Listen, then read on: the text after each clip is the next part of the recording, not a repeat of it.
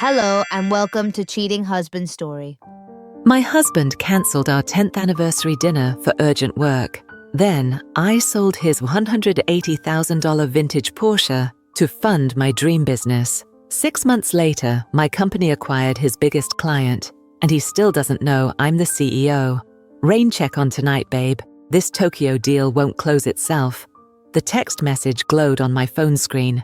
The 5th anniversary Michael had missed in our 12 years together. I stared at his message, fingers hovering over the keyboard as I sat alone in our dining room, surrounded by unlit candles, unopened champagne, and the remnants of a hand-prepared anniversary dinner that had taken me 8 hours to cook.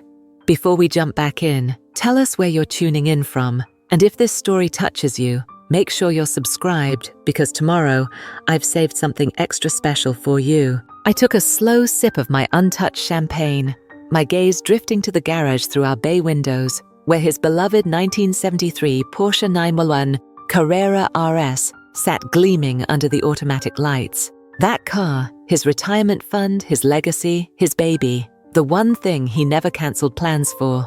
Behind me on the wall hung our wedding photo, both of us beaming with promise. If you had told me then that a decade later, I'd be sitting alone on our anniversary while Michael closed one more deal, I wouldn't have believed you. Yet here I was, another evening sacrificed to Pearson Dynamics, the company that had slowly consumed my husband and our marriage. I picked up my phone again, reading Michael's message one more time. The Tokyo deal. Always another deal, another client, another reason our life together took a back seat. I slipped off my heels, the new ones I'd bought specially for tonight, and walked barefoot to the kitchen to pack away the untouched food. The roast beef would keep. My patience wouldn't. As I mechanically wrapped each dish in plastic, my mind drifted to the conversation I'd had with Olivia earlier that day. My best friend since college, she'd recently launched her own marketing agency after years of being overlooked at Hartford Media. "You should see the clients coming in, Jenny," she'd said over coffee that morning, her eyes bright with excitement. All those ideas that got shot down by the old boys club. Turns out actual businesses want them. Turns out I wasn't the problem. I'd smiled, genuinely happy for her success.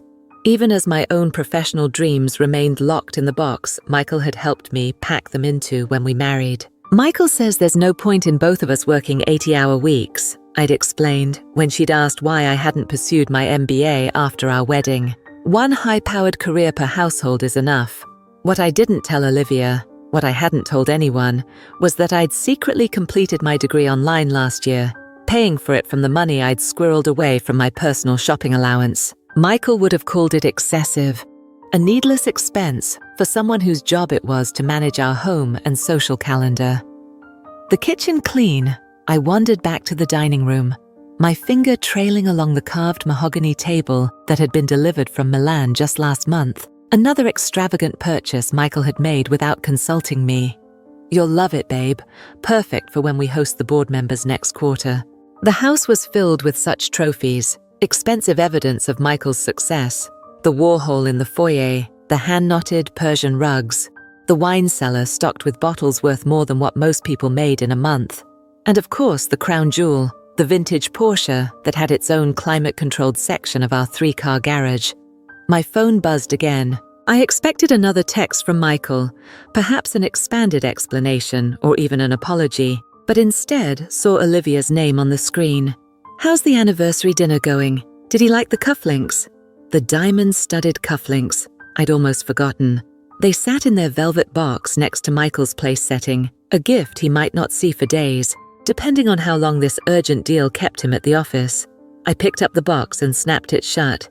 "He cancelled. Tokyo deal," I texted back, the 3 words containing more resignation than anger at this point. Olivia's response was immediate.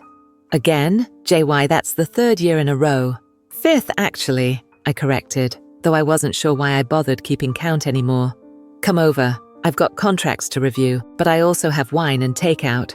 I glanced at my reflection in the dining room mirror, the elegant black dress I'd bought for tonight, the carefully applied makeup, The pearl earrings Michael had given me on our first anniversary, when cancelled dinners were still followed by heartfelt apologies and makeup dates. Thanks, but I think I'll just go to bed. Long day. Another lie. My days weren't long anymore. They were empty. I'd given up my budding career in financial analysis when we married because Michael convinced me that his fast-track career needed a solid home base, someone to manage the household, plan the corporate gatherings, be the perfect corporate wife. I'd been good at it too. Michael's boss had once joked that half of Michael's success came from my networking skills. Your wife could sell sand in the desert, he'd said at last year's company gala, raising his glass in my direction. Michael had laughed. Good thing she's content managing our social calendar instead, or I'd be out of a job. Content. Had I ever been? I picked up the bottle of champagne, Dom Perignon, Michael's favorite, and carried it to the kitchen. As I placed it back in the wine fridge, my gaze fell on the keys hanging on the custom key rack by the garage door. 3 sets. My practical Audi, Michael's everyday BMW, and the specialized key to the Porsche Carrera that Michael only drove on perfect weather weekends. The car that had its own insurance policy, with my name listed as an authorized driver just in case of emergency, Michael had said when signing the paperwork. Just in case. Without really thinking about what I was doing, I took the Porsche key from its hook, feeling its weight in my palm. Michael had spent 5 years hunting down that car, paying a premium to get one with matching numbers and original paint. Better than any investment portfolio, he told me as he'd signed the check for $180,000. This model appreciates 15% year over year. I carried the key back to the dining room, setting it next to the cufflinks. The juxtaposition struck me as almost poetic. The gift I'd bought him that he'd never see, and the key to the most precious thing he owned. My phone buzzed with an incoming email. Out of habit, the habit of a woman whose life had been reduced to managing her husband's social calendar, I checked it immediately. It wasn't from Michael. It was from the MBA program I'd completed, advertising their alumni entrepreneurship competition. Turn your business idea into reality with $50,000 in seed funding. Application deadline. Tomorrow. I'd forgotten about the competition. Months ago, before completing my final course, I drafted an application detailing my concept for a boutique financial advisory firm focused on helping women-owned businesses secure funding. I'd called it Phoenix Capital, a name inspired by rising from the ashes of abandoned ambition. I'd never submitted it. What was the point? Michael would never support me starting a business. One high-powered career per household is enough, he'd say again. And without his support, both emotional and financial, how could I possibly get it off the ground? I opened the draft application on my laptop, rereading my business plan with fresh eyes. It was good. Better than good. It showcased everything I'd learned in my secret MBA program, combined with the insights I'd gained from years of listening to Michael discuss deals, watching how the financial world operated from the periphery. My gaze shifted from the laptop screen to the Porsche key, gleaming under the chandelier light. $180,000. 5 years of appreciation. Better than any investment portfolio. What had Olivia said this morning? Turns out I wasn't the problem. I picked up my phone and called her. I've changed my mind about coming over, I said when she answered, but I need a favor first. Does your brother still work at Classic Auto Brokers? Troy? Yeah, he's the sales manager now. Why? I looked at the Porsche key in my hand, turning it over as an unfamiliar feeling of resolution settled in my chest. I need to sell a car, quickly and discreetly. Michael's Porsche. Olivia's voice was a mix of shock and something else. Excitement, perhaps. Jen, are you sure? He loves that car more than he loves spending our anniversary together, I finished for her. Preparing and narrating this story took us a lot of time, so if you are enjoying it, subscribe to our channel. It means a lot to us. Now, back to the story. More than he respects my time, more than he values my dreams. There was a pause on the line. When Olivia spoke again, her voice was steady. I'll call Troy now. He can meet you tonight if you want. Perfect.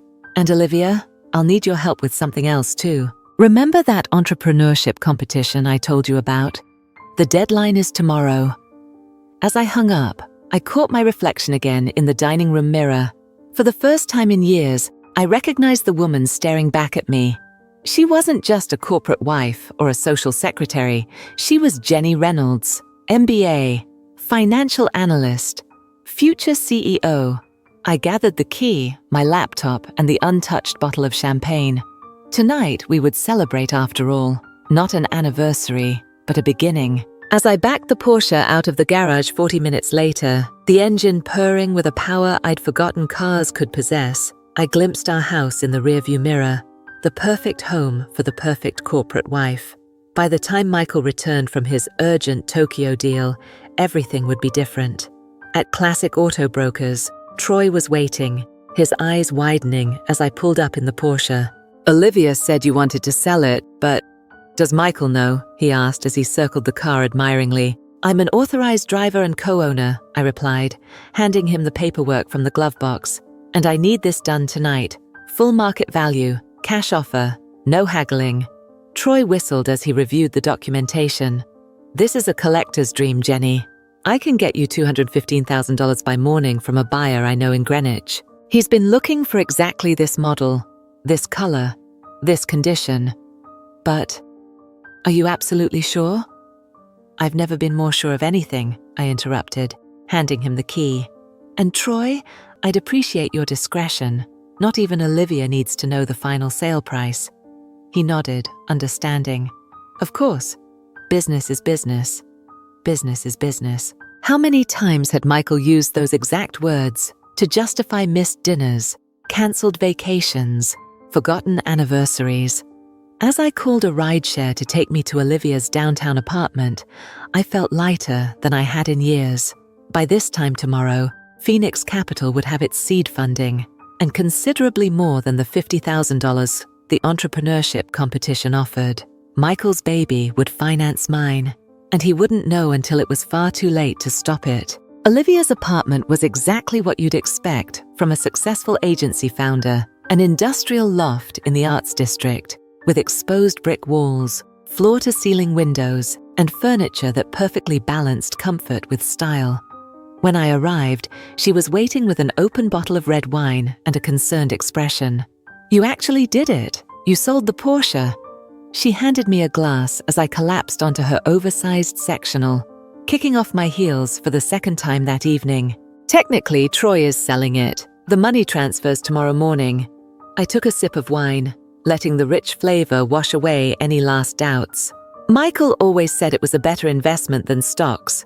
Time to test that theory. Olivia perched on the arm of the sofa, studying me with a mixture of awe and worry.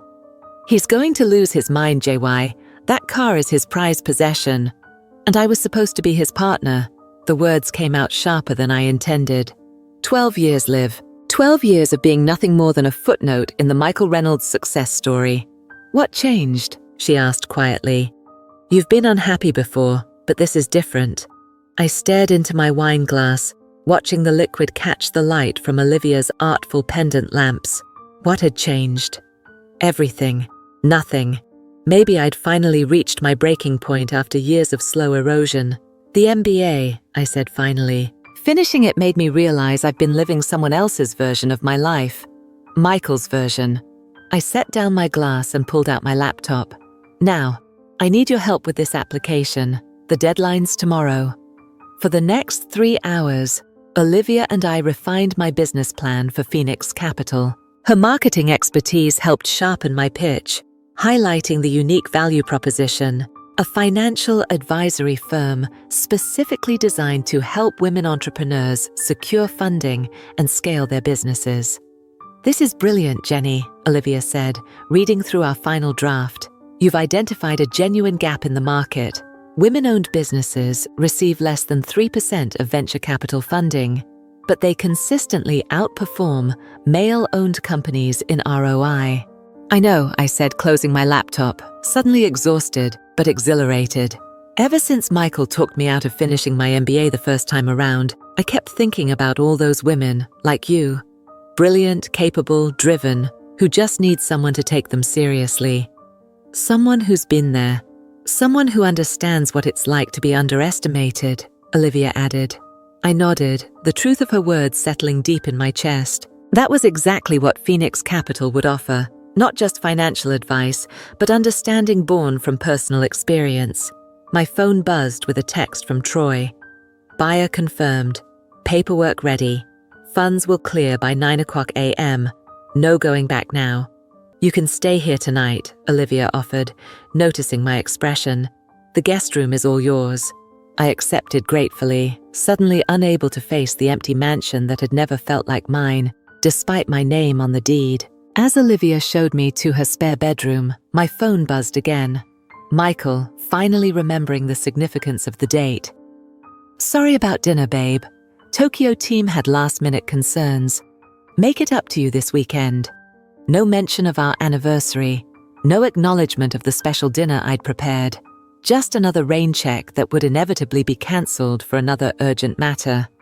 I didn't reply. Morning came with a symphony of notifications. First, a confirmation from Troy that the sale was complete. $215,000 transferred to my private account.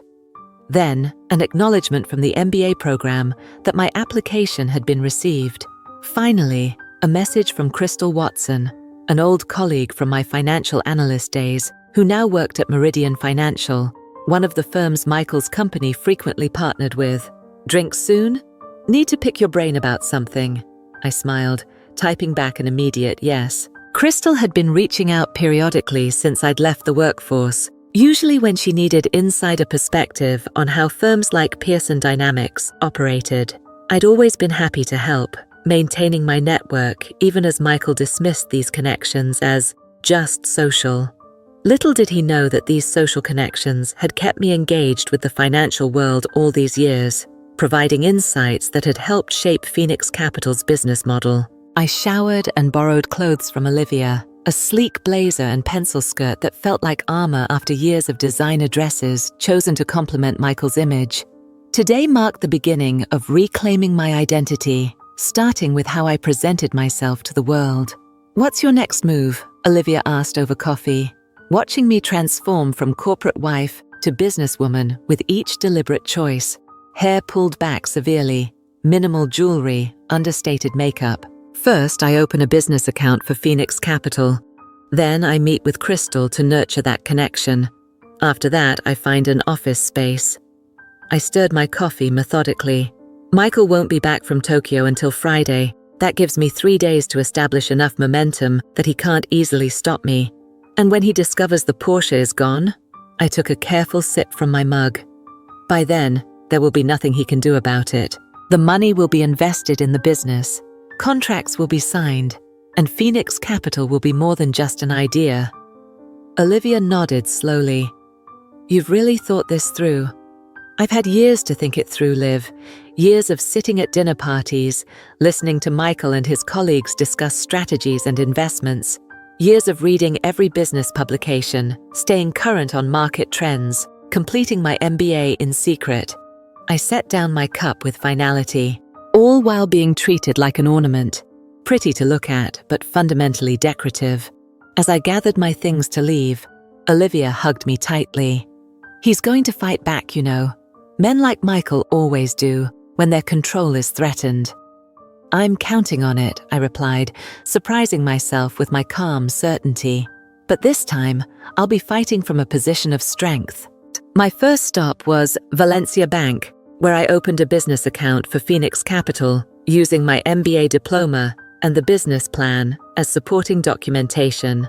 The banker, a woman named Gracie Thompson, reviewed my materials with growing interest. This is impressive, Mrs. Reynolds. Your focus on women-led businesses fills a significant market need, Gracie typed efficiently. Setting up the account, will Mr. Reynolds be a co-signer? No, I said firmly. This is my independent venture. If Gracie found this unusual, she didn't show it. Instead, she nodded professionally and continued processing the paperwork. And will you be making an initial deposit today? Yes, $200,000.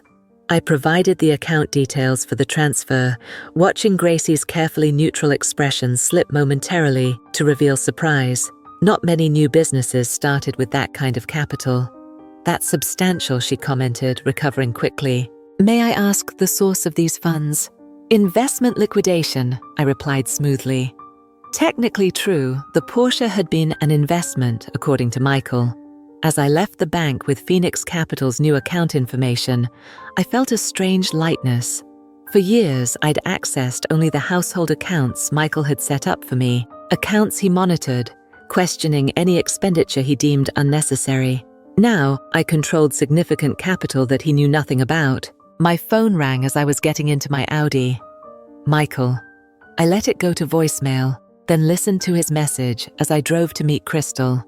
"Hey babe, wrapping up in Tokyo, bringing you something special to make up for missing our dinner. Love you." No mention of our anniversary. Even now, just our dinner, as if it had been any ordinary evening. And a gift, another expensive trinket, to join the collection of consolation prizes that filled my jewelry box. Earrings for the vacation cancelled due to an IPO, a bracelet for the Christmas spent on conference calls, a necklace for the birthday dinner interrupted by urgent emails. I deleted the message without saving it. Crystal was waiting at Eloise's, an upscale cafe frequented by the financial crowd. She stood to greet me, her sharp grey suit and confident posture reminding me of the life I'd set aside for Michael's convenience. "Jenny, you look different." She studied me appreciatively. "Good different. Powerful. I feel different," I admitted, sliding into the booth across from her. "I'm making some changes." "Changes?" Crystal raised an eyebrow, intrigued. "Do tell." "I'm starting a business, financial advisory for women entrepreneurs." The words felt exhilarating to say aloud, making the reality of Phoenix Capital more concrete with each telling. "Actually, that's partly why I was so eager to meet. I'd love your insights on the current funding landscape." Crystal's expression shifted from friendly curiosity to professional interest. "Fascinating timing. That's exactly what I wanted to discuss with you." She leaned forward, lowering her voice slightly. "Meridian is launching a Women in Business initiative next quarter. We're allocating significant resources to finance female-led ventures, but we need advisors who understand both sides of the equation." My heart raced as I realized the opportunity presenting itself. Meridian Financial was one of the largest investment firms in the city and a frequent collaborator with Pearson Dynamics, Michael's company. "Advisors like me," I said, connecting the dots. "Exactly like you," Crystal nodded approvingly. "You understand the corporate world from both sides. You've got the financial background from your analyst days, plus years of observing how deals get made from your position as Michael's wife." I finished her thought, unable to keep a hint of bitterness from my voice. The supportive spouse who smoothed over his social missteps and remembered clients' anniversaries when he didn't. Crystal regarded me thoughtfully. "I was going to say from your unique vantage point, but yes, being married to Michael Reynolds has given you insight few others have. Everyone knows you're the real reason his client relationships are so solid. You remember details about people that he misses. You make connections he'd overlook." For a moment, I felt a flicker of the old loyalty, the instinct to downplay my contributions and highlight Michael's. Then I remembered sitting alone at our anniversary dinner while he prioritized yet another deal over our marriage. "When does this initiative launch?" I asked instead. "Next quarter, officially, but we're laying the groundwork now. I'd love to bring you in as a consultant initially, with potential for a more formal partnership once Phoenix Capital is established." By the time our coffee meeting ended, Crystal and I had outlined a collaboration that would give Phoenix Capital immediate credibility and access to Meridian's extensive resources. It wasn't just a lucky break. It was the culmination of years maintaining professional relationships, even as Michael dismissed them as mere socializing. As I walked to my car, my phone buzzed with an email notification. "Congratulations. Your application for the entrepreneurship competition has advanced to the final round. Presentation scheduled for next week." Everything was falling into place with a speed that would have seemed miraculous if I hadn't spent years preparing for this moment. The universe wasn't handing me opportunities. I was finally positioned to seize them. My phone didn't stop buzzing for the rest of the day. There were follow-up emails from Crystal about the Meridian partnership, messages from Olivia suggesting office spaces in her building, and a confirmation from Troy that all paperwork for the Porsche had been filed. What was noticeably absent was any real concern from Michael about where I'd spent the night. His only message read, "Where are you? Hope you're not still upset about dinner. Landing at 8 p.m. Friday. XO." I didn't respond. Let him wonder for once. Instead, I channeled my energy into securing a small but elegant office 3 floors below Olivia's agency in the Arts District. The building manager, impressed by my immediate payment of first and last month's rent plus security deposit, promised to expedite the paperwork and have the space ready by tomorrow. "Fully furnished," he confirmed, scanning the lease agreement. "Yes, but minimal. Modern, clean lines, nothing fussy." I was conscious of every decision reflecting Phoenix Capital's brand identity. No more decorative touches chosen to please someone else's aesthetic. By late afternoon, I had ordered business cards, secured a domain name, and contracted Olivia's agency to fast-track a website and brand package.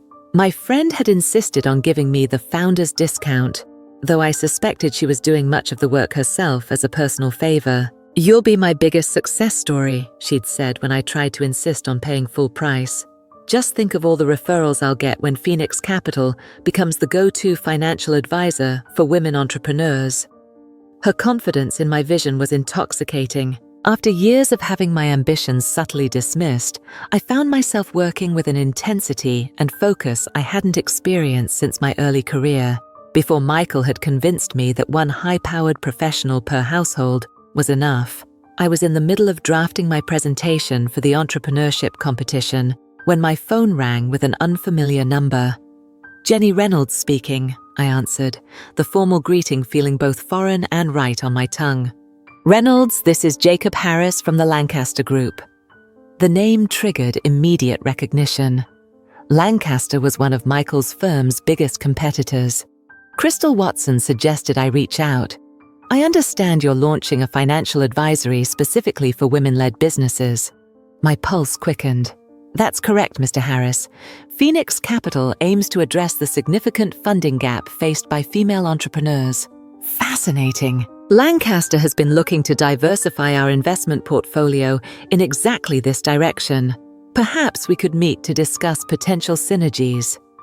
By the time I hung up, I had a meeting scheduled with Lancaster's executive team for the following afternoon. Crystal had clearly been busy making introductions, positioning Phoenix Capital within the industry even before we officially launched. As I drove back to Olivia's apartment, I still couldn't bring myself to return to the empty house. I pondered the irony. For years, Michael had protected me from the business world, claiming it was cutthroat and unforgiving. Yet here I was, one day into my venture, already forming alliances with major players who seemed to value precisely what Michael had dismissed: my insight, my experience, my perspective. Olivia was working late, so I had her apartment to myself. I poured a glass of wine and stood by the floor-to-ceiling windows, watching the city lights flicker on as dusk settled. Somewhere across town, our house, Michael's showcase, sat dark and empty. The garage space where the Porsche had gleamed was now vacant, tangible evidence of my rebellion. He would notice the car's absence the moment he returned from Tokyo. Would he call the police? Report it stolen? The thought made me laugh out loud, the sound echoing strangely in the empty loft. How would he explain that his wife was an authorized driver, that she had every legal right to sell the vehicle? My amusement faded as I considered the confrontation that inevitably awaited me. Michael was not a man accustomed to being challenged, especially not by his supportive wife. When he discovered what I'd done, his reaction would be explosive.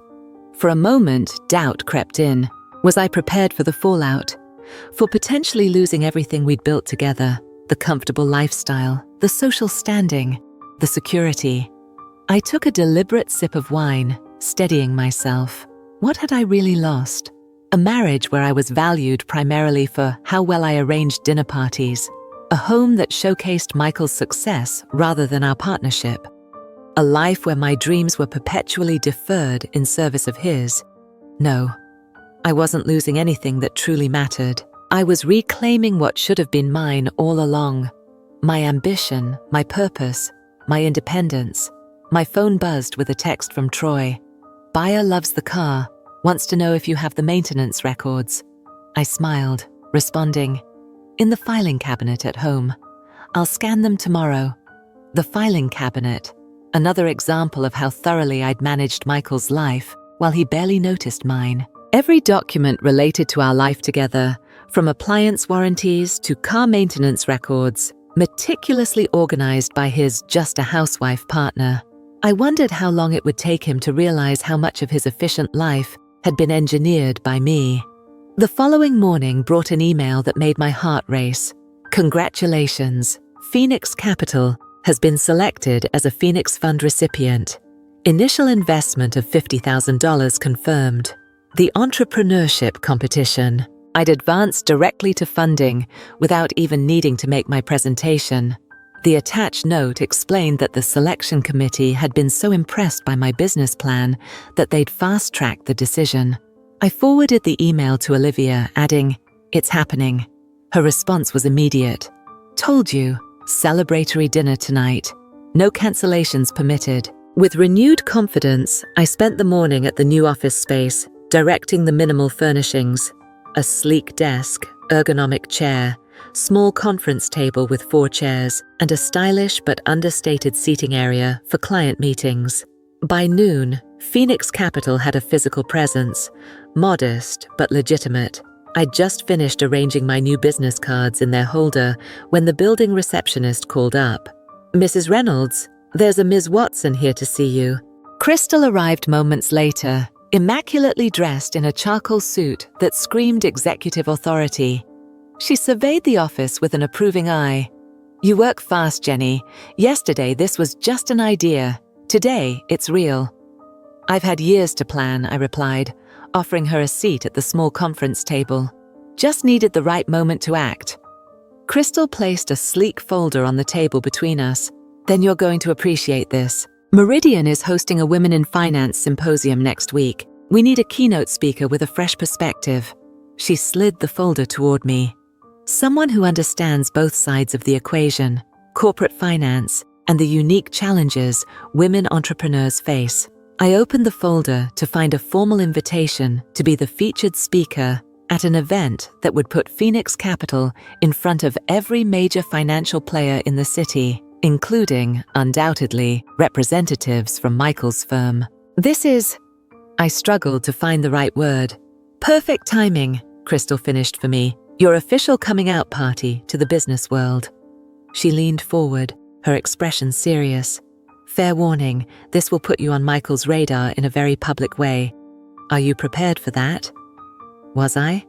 The symposium was scheduled for next Thursday, less than a week away. Michael would be back from Tokyo tomorrow. By next week, he would know about the Porsche, about Phoenix Capital, about my sudden transformation from supportive wife to business competitor. "Absolutely," I said, making my decision. "It's time to step out of the shadows." Crystal's smile was both approving and slightly predatory. I realized she might have her own reasons for helping me establish a business that could potentially disrupt Michael's firm. The financial world was, after all, built on strategic alliances and carefully calculated moves. "One more thing," Crystal said, reaching into her briefcase. "This might interest you." She handed me another document, this one bearing the Lancaster Group logo. Jacob Harris shared their current investment portfolio with me. "Look at their most recent acquisition." I scanned the document, my eyes widening as I spotted a familiar name. Nakamura Technologies. "That's Michael's Tokyo deal," Crystal confirmed. "Apparently, Lancaster outbid Pearson Dynamics at the last minute.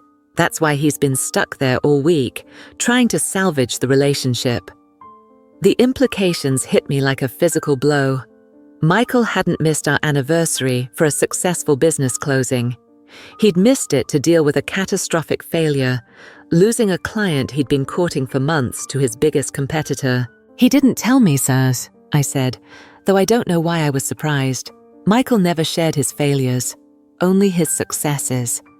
"Men like Michael rarely admit defeat," Crystal observed, "especially not to their wives." "Former wives," I corrected quietly, the words forming in my mind and emerging from my lips before I'd consciously decided to say them. "I'm filing for divorce." Crystal didn't look shocked. Instead, she nodded as if I'd confirmed something she'd already suspected. "I assumed as much when you mentioned starting your own firm. Just be prepared. Divorce means disclosure of assets, including the Porsche proceeds." I acknowledged, unless those assets have been reinvested in a business entity with its own legal standing. Crystal's smile was knowing. "Something to discuss with your attorney." As Crystal left, I sat at my new desk, processing everything that had happened in the last 36 hours. I'd sold Michael's prized possession, secured initial funding for Phoenix Capital, established an office, formed strategic partnerships with 2 major financial institutions, and mentally committed to ending my marriage. All because Michael had cancelled yet another anniversary dinner. No, I corrected myself. Not because of one cancelled dinner. Because of 12 years of cancelled dinners, missed vacations, diminished dreams, and the slow erosion of my identity until I was nothing more than an extension of Michael Reynolds' corporate success story. I picked up my phone and made one more call to Marcus Blackwell, the city's most prominent divorce attorney, known for his ruthless efficiency and high net worth separations. "I need to schedule a consultation," I told his receptionist. "It's about initiating divorce proceedings against Michael Reynolds of Pearson Dynamics." There was a brief pause before she responded. "Mr. Blackwell has an opening tomorrow at 9 a.m. Would that work for you?" "Perfect," I replied, mentally calculating that Michael's flight wouldn't land until tomorrow evening. By the time he arrived home to an empty garage and an absent wife, I would have already begun the legal process of disentangling our lives. The receptionist's voice softened slightly. "Mrs. Reynolds, Mr. Blackwell asks that all new clients bring comprehensive financial records to their initial consultation. Bank statements, investment portfolios, property deeds." "I have everything," I assured her. Of course I did. I'd managed our household with the same meticulous attention to detail that I was now applying to dismantling it. "And please tell Mr. Blackwell that I'm particularly interested in discussing how to protect a newly established business in divorce proceedings." As I ended the call, my phone immediately lit up with a text from Michael. "Negotiations still ongoing. Might need to extend trip through weekend. Don't be mad, babe. Big things happening here. Big things indeed. Just not the ones he thought." Isn't it amazing how quickly your life can change when you finally decide to value yourself? If you're enjoying this story, hit that subscribe button and notification bell right now. Your support helps me bring more incredible real-life transformation stories to this channel. Now, let's see what happens when Jenny meets with the divorce attorney, while Michael remains clueless in Tokyo. My meeting with Marcus Blackwell was scheduled for 9 a.m. sharp at his downtown office, a sleek, imposing building that occupied prime real estate in the financial district. I arrived 15 minutes early, dressed in one of the power suits I'd purchased that morning, a far cry from the feminine dresses Michael preferred me in. The receptionist, a poised woman with an assessing gaze, led me into a corner office with floor-to-ceiling windows and an impressive view of the city skyline. Marcus Blackwell stood as I entered, tall, silver-haired, impeccably dressed, with the confident bearing of someone accustomed to winning. "Mrs. Reynolds," he greeted me, his handshake firm. "Please have a seat." I placed my carefully organized portfolio on his desk. "I appreciate you seeing me on such short notice, Mr. Blackwell." He sat across from me, hands steepled. When my receptionist mentioned Michael Reynolds' wife was seeking representation, I made it a priority. "I've followed your husband's career with interest." "Then you understand what I'm up against," I replied, maintaining eye contact. "Michael doesn't lose gracefully." A slight smile crossed Marcus's face. "Neither do I, Mrs. Reynolds. Now tell me why you're here today." For the next 30 minutes, I outlined my situation: the years of emotional neglect, the recently missed anniversary, the sale of the Porsche, and the establishment of Phoenix Capital. Marcus listened without interruption, occasionally making notes, but mostly watching me with analytical precision. "So to summarize," he said when I'd finished, "you've liquidated a significant asset without your husband's knowledge, used the proceeds to fund a business that potentially competes with his firm's interests, and now wish to file for divorce before he returns from his business trip." Put that way, it sounded calculating, perhaps even vindictive. But I didn't flinch. I've taken steps to secure my financial independence after years of sublimating my career for his benefit. I chose the timing for practicality, not punishment. Marcus leaned back in his chair, his expression unreadable. "Mrs. Reynolds." "Jenny." "Please call me Jenny," he amended. "In my 25 years practicing family law, I've represented countless spouses in high-net-worth divorces. Most come in here devastated, uncertain, afraid of the future." He studied me with newfound respect. "You're different. You've already begun strategically repositioning yourself." "I've had a lot of time to think," I replied simply. "Clearly." He opened the portfolio I'd provided, quickly scanning the meticulously organized financial records. "This is thorough.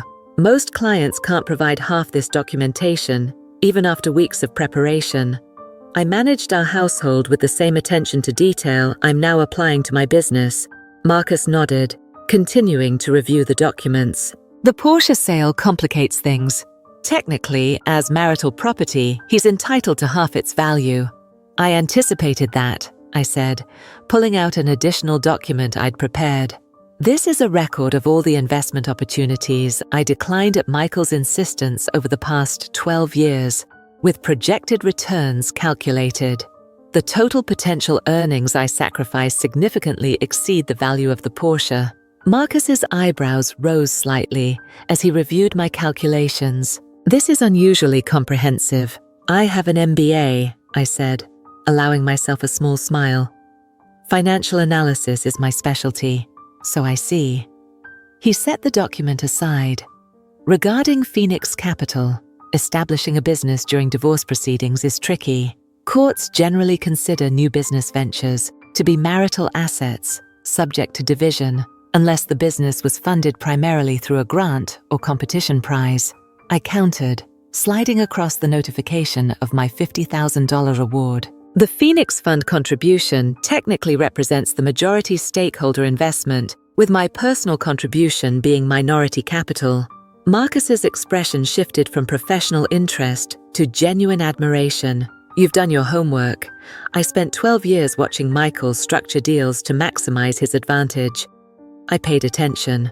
For the next hour, we outlined a strategic approach: filing for divorce, timing the petition to coincide with my public debut at the Women in Finance Symposium, securing temporary orders to prevent Michael from interfering with Phoenix Capital, and documenting the years of sacrificed opportunities to counter any claims against the Porsche sale. "One final question," Marcus said as our meeting concluded.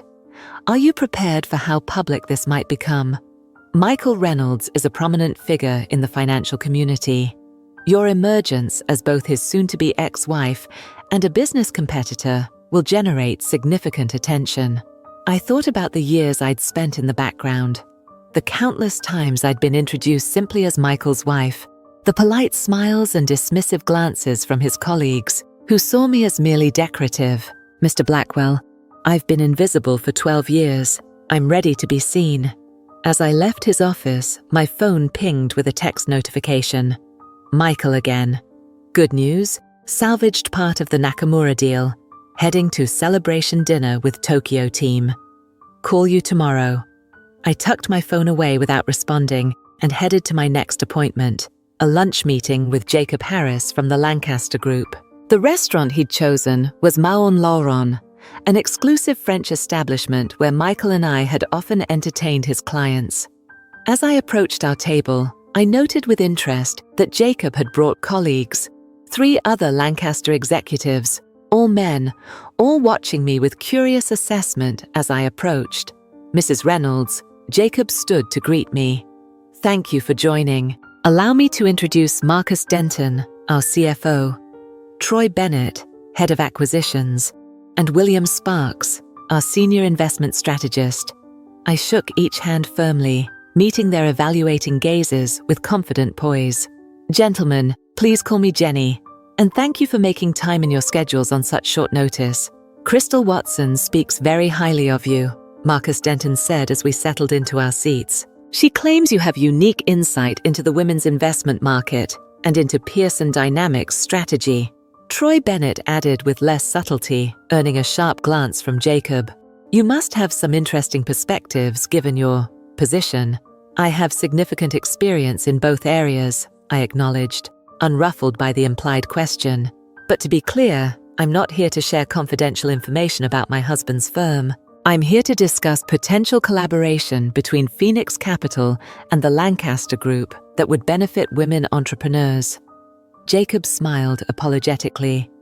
Of course, though you must understand our curiosity, given your unique position. The waiter arrived to take our orders, providing a momentary reprieve from the delicate navigational challenge this meeting presented. I needed Lancaster's support for Phoenix Capital without compromising my integrity by trading on Michael's confidential information, a fine line to walk. Once the waiter departed, I opened my portfolio and extracted several documents. Gentlemen, let me share some data you might find interesting. Women-led startups receive less than 3% of venture capital, despite delivering higher average returns than male-led companies. This represents not just a social inequity, but a missed market opportunity. For the next hour, I outlined my vision for Phoenix Capital, not as a competitor to traditional investment firms like Lancaster, but as a specialized advisor that could help them better evaluate and support women-led ventures. By the time our entrees arrived, I had their undivided attention. What you're proposing, William Sparks said thoughtfully, is essentially to become a specialized talent scout for undervalued assets in the market. Precisely, I confirmed. Phoenix Capital would identify promising women-led ventures, provide them with structured guidance to optimize their business models and presentations, then connect them with appropriate funding partners, like Lancaster Group, for a finder's fee. Marcus Denton, the CFO, nodded, immediately identifying the revenue model. And advisory retainer, I added. Phoenix Capital would continue supporting these ventures, post-funding, increasing their likelihood of success and maximizing your return on investment.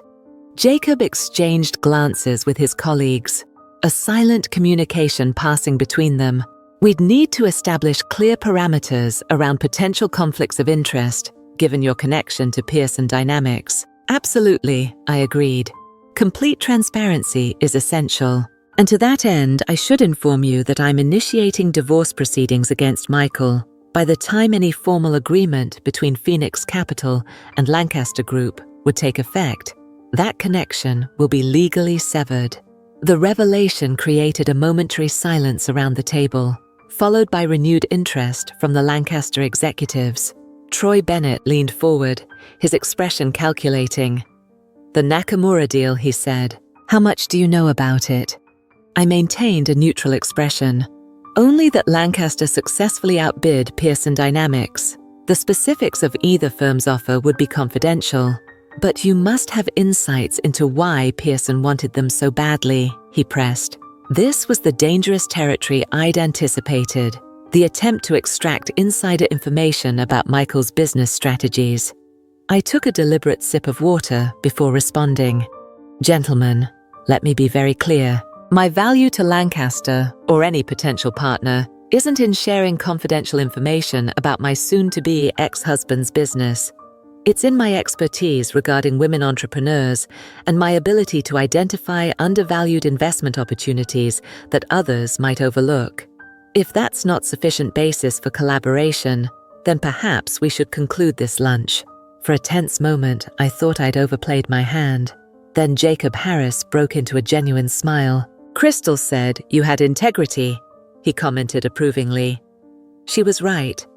Marcus Denton nodded, his earlier skepticism replaced with professional respect. Your proposal has merit, Ms. Reynolds. Lancaster has been looking to diversify our portfolio with exactly the kind of ventures you specialize in. We'd like to move forward with a preliminary agreement. Jacob confirmed our legal team can draft terms for a consulting relationship to begin immediately, with potential for a more formal partnership once your personal situation is resolved.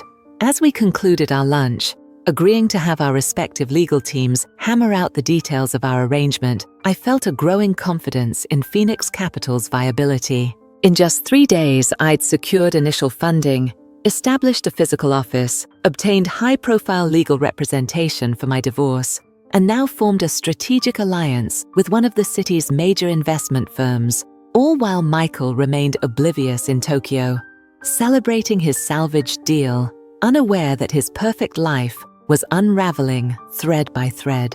Outside the restaurant, Jacob Harris held back as his colleagues headed toward their waiting car. "One more thing, Jenny," he said quietly. "The Women in Finance Symposium next week. I understand you're the keynote speaker." "Word travels fast," I observed. "In our circles, yes." His expression grew serious. "Michael will be there. Pearson Dynamics is a major sponsor." The news shouldn't have surprised me.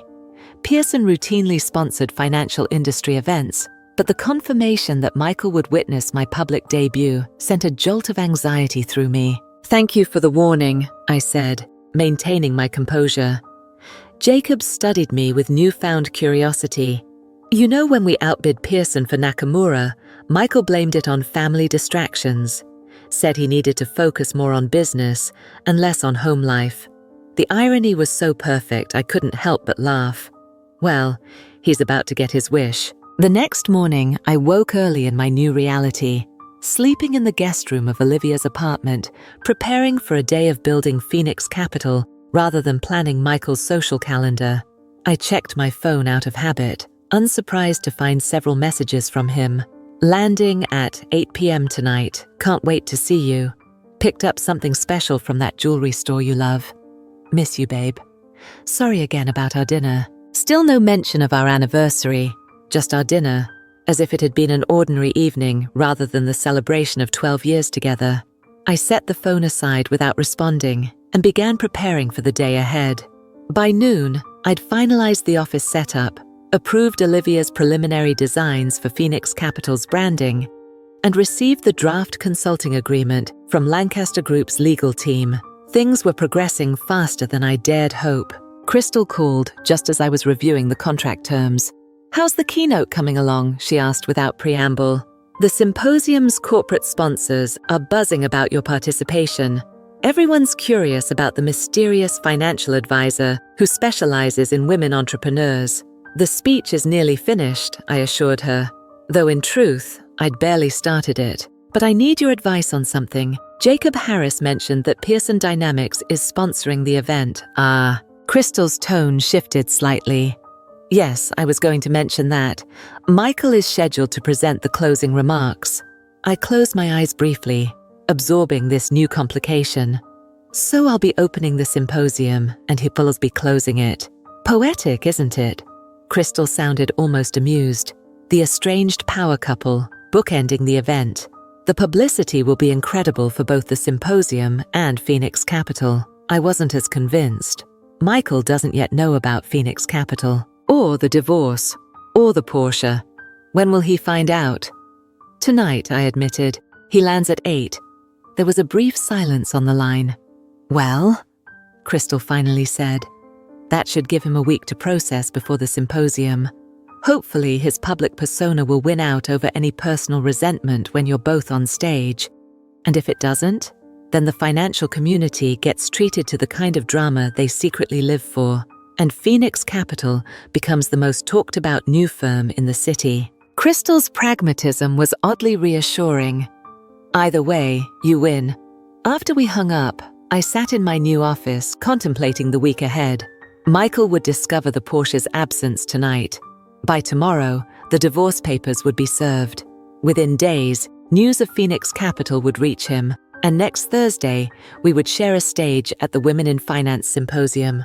It was a lot for anyone to process, even someone as adaptable as Michael. Part of me, A small, wavering part that still remembered the early years of our marriage felt a twinge of guilt for the shock he was about to experience. Then I remembered all the shocks I'd endured silently, the cancelled vacations, the missed birthdays, the gradual erosion of my identity until I was nothing more than an extension of Michael Reynolds's corporate success story. The guilt evaporated, replaced by steely resolve. At 3 p.m., I received an email that momentarily stole my breath. The Phoenix Fund had deposited the full $50,000 grant into Phoenix Capital's account. Combined with the Porsche proceeds, I now had over $265,000 in operating capital, more than enough to launch aggressively and sustain operations until the Lancaster consulting agreement started generating revenue. I forwarded the notification to Marcus Blackwell with a brief note. Additional documentation for our filing. Phoenix Capital, now officially funded by outside investors. His response was prompt. Excellent timing. Petition prepared for filing tomorrow morning. Temporary orders to protect business assets included. Everything was falling into place with a precision that felt almost predestined. At 5 p.m., Olivia texted, "Celebration dinner still on? Reservations at Delmonico's at 6. Non-negotiable." I smiled, realizing I needed this moment of normalcy amidst the whirlwind of change. "See you there. And thank you for everything." Delmonico's was one of the city's oldest and most respected steakhouses, a place where business deals were celebrated and significant life events marked with appropriate gravity. Michael and I had dined there often, usually with clients or colleagues. Tonight would be different. A celebration of my independence rather than his success. Olivia was waiting at a corner booth when I arrived, already sipping a martini. "There she is," she announced as I slid into the seat across from her. "The woman who sold her husband's Porsche to fund her dream." I laughed despite myself. When you put it that way, it sounds slightly unhinged. The best decisions usually do. She raised her glass. "To Phoenix Capital and its fearless founder." We clinked glasses, and for the first time in days, I felt the tension in my shoulders ease slightly. With Olivia, I could be both the confident businesswoman I was becoming and the vulnerable friend still processing the end of my marriage. "How are you really doing with all this?" she asked after we'd ordered. The Jenny I've known for a decade would have agonized for months before taking such decisive steps. I considered the question carefully. I think I've been preparing for this moment for years without consciously acknowledging it. Every time Michael cancelled something important, every time he dismissed my ideas or ambitions, I filed it away. Eventually, the evidence became too overwhelming to ignore. The anniversary dinner was just the final straw. "Exactly," Olivia agreed. Though finding out he was actually in Tokyo dealing with a failed deal, rather than celebrating a success, was illuminating. He couldn't even be honest about why he was missing our anniversary. Olivia reached across the table to squeeze my hand briefly. "You know he's going to fight back when he realizes what you've done. Men like Michael don't lose gracefully." "So I've been told," I acknowledged, thinking of Marcus Blackwell's similar assessment. But for the first time, I'm not facing Michael from a position of disadvantage. I have my own counsel, my own business, my own funding. We're on equal footing. Our steaks arrived, perfectly prepared and accompanied by sides that would have cost half a month's grocery budget for many families. Once I might have felt guilty about such indulgence. Tonight, I savored every bite as the rightful reward for years of deferred gratification. To unexpected journeys, Olivia toasted as we shared a decadent chocolate dessert. And to the women brave enough to take them. By the time we finished dinner, it was nearly 8 p.m. Michael's flight would be landing soon. I checked my phone, noting with grim amusement that he'd sent another message while we were eating. "Just landed. Heading home. Can't wait to see you." Home. A word that had once conjured comfort and belonging now felt hollow. The sprawling mansion with its imported furnishings and carefully curated art was Michael's showcase, not our sanctuary. I couldn't imagine returning there tonight, facing the inevitable confrontation while exhausted from the emotional and professional marathon of the past few days. "You're staying at my place again," Olivia declared, reading my expression perfectly. At least for tonight. Let him stew in his confusion a little longer. I nodded gratefully. I'll face him tomorrow, after I finalize the last details with Marcus, and after the Porsche transaction has fully cleared. Olivia added practically, best not to have that conversation while the funds are still theoretically reversible. We shared a cab back to her apartment, the city lights blurring through the windows as I contemplated the final hours of my life as Michael Reynolds' wife. By this time tomorrow, the divorce petition would be filed, the temporary orders in place, and Phoenix Capital legally protected from his potential interference.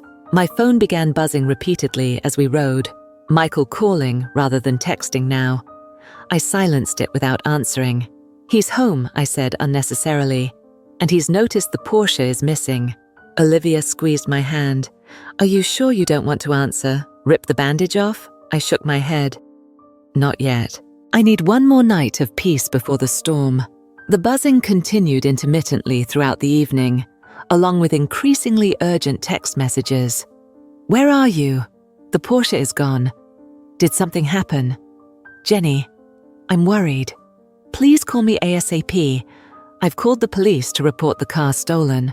That last one made me smile grimly. The police would inform him that as an authorized driver on the car's registration and insurance, I had every legal right to sell it. His attempt to report it stolen would only document his ignorance of my legitimate claim to the vehicle.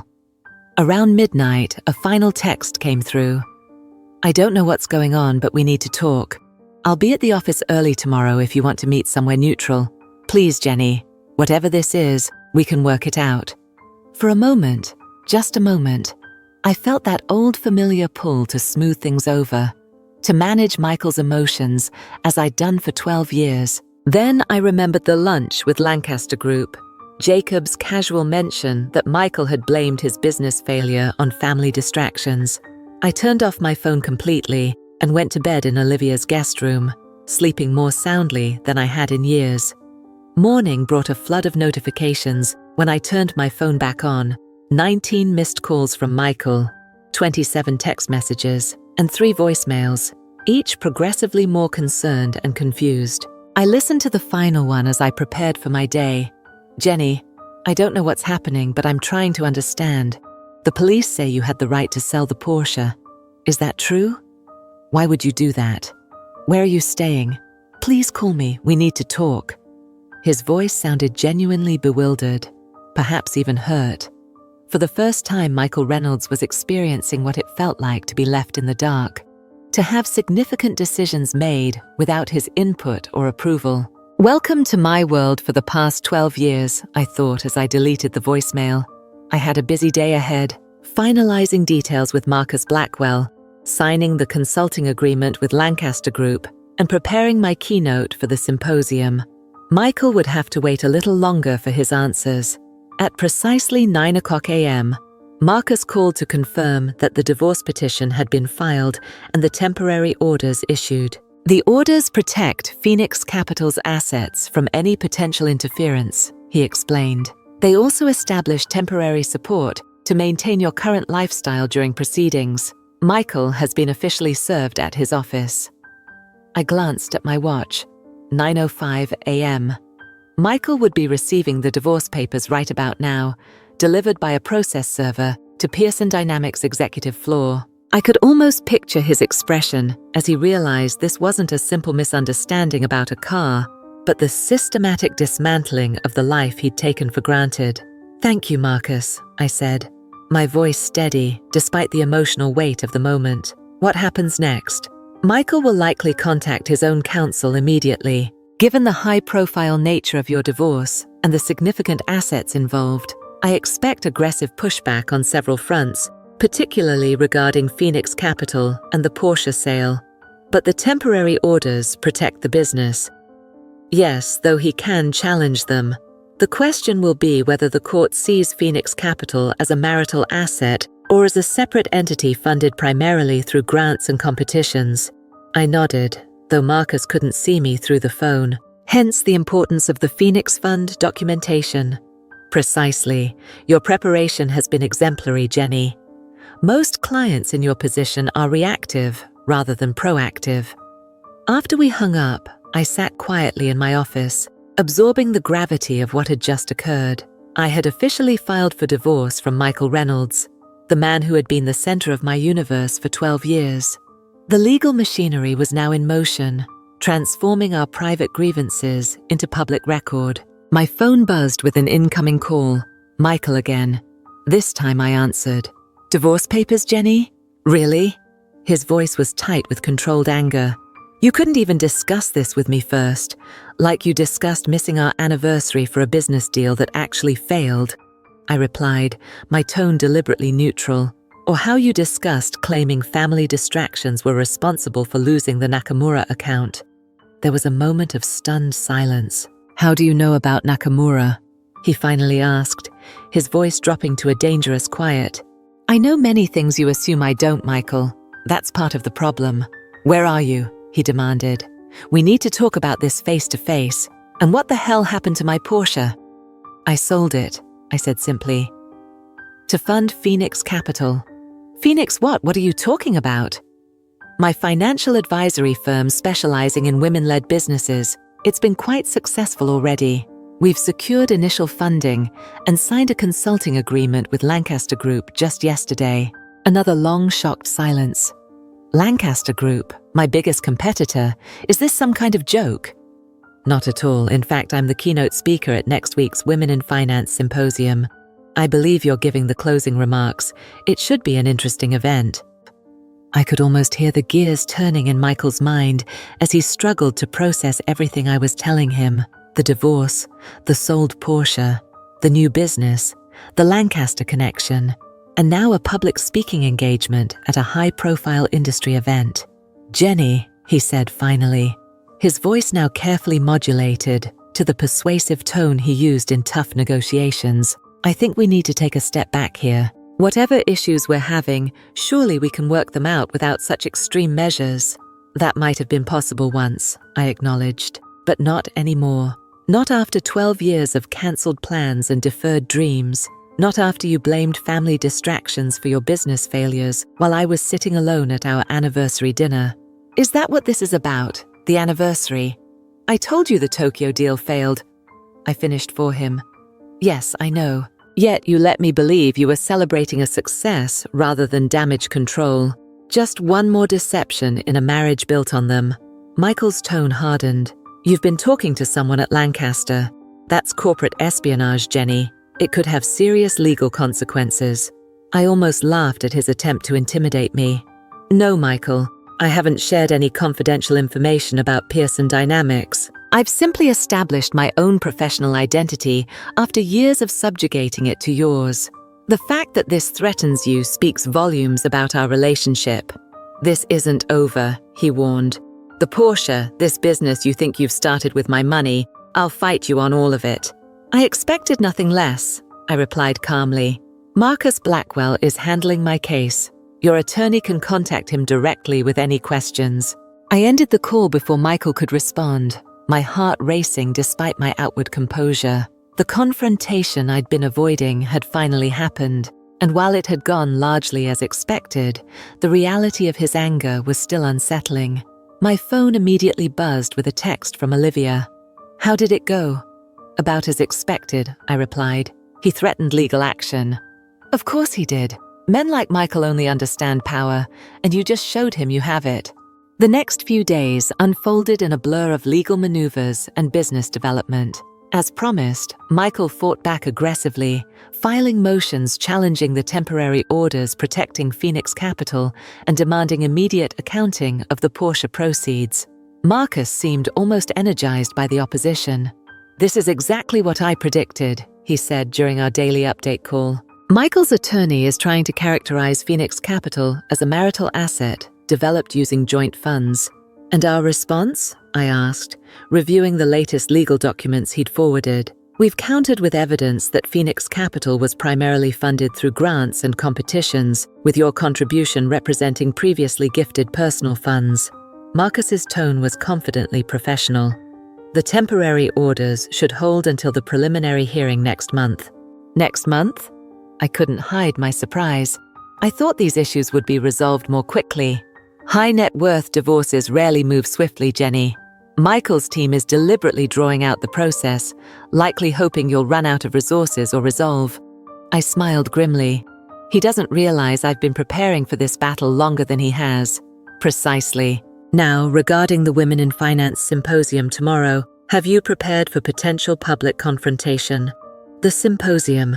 In the whirlwind of legal filings and business meetings, I'd almost forgotten that tomorrow would mark my first public appearance as Phoenix Capital's founder, and my first face-to-face encounter with Michael since our separation. I've completed my keynote, I assured Marcus. It focuses exclusively on the funding gap for women entrepreneurs, with no mention of personal circumstances. Good. Maintain that professional detachment regardless of provocation. Michael may attempt to discredit you publicly, especially given your consulting arrangement with Lancaster Group. After we hung up, I reviewed my keynote one final time, trying to anticipate and address any vulnerabilities Michael might exploit. The speech was solid, data-driven, compelling, and carefully crafted to establish my expertise without revealing confidential information from either Pearson Dynamics or Lancaster Group. My phone rang again, Crystal this time. Final preparations for tomorrow? She asked without preamble. Just reviewing my keynote. How's the attendee list looking? Standing room only, she replied, satisfaction evident in her voice. Word has spread about Phoenix Capital's founder making her debut, and the financial community loves nothing more than fresh blood, especially when that blood has connections to both Pearson Dynamics and Lancaster Group. I sighed. I'd prefer they focus on my business model rather than my personal drama. In an ideal world, perhaps, but you know as well as I do that the financial sector runs on relationships and reputations. Your connection to Michael and your decision to strike out on your own makes for an irresistible narrative. She wasn't wrong. In the days since filing for divorce, I'd received dozens of LinkedIn connection requests from financial professionals I'd never met, along with speaking invitations for other industry events. Phoenix Capital was generating buzz, not just for its innovative approach to women's funding, but for the dramatic circumstances of its founding. Has Michael confirmed his participation? I asked, trying to sound casual. Not only confirmed, but requested schedule adjustments to ensure he'll be present for your keynote, Crystal replied. Apparently, he's very interested in hearing what his wife has to say about women in finance. The emphasis she placed on wife wasn't subtle. Despite the divorce filing, the financial community still viewed me primarily through my relationship to Michael, a perception I was determined to change, beginning with tomorrow's speech. Soon-to-be ex-wife, I corrected mildly, and he'll find my observations on industry gender disparities quite educational. After finishing with Crystal, I called Olivia to confirm our pre-symposium preparation plans. As both my closest friend and my marketing director, she would be accompanying me tomorrow, providing both emotional support and business legitimacy. Your power suit is pressed and ready, she assured me, and I've prepared press kits for any media attending the symposium. Phoenix Capital's branding will be impossible to ignore.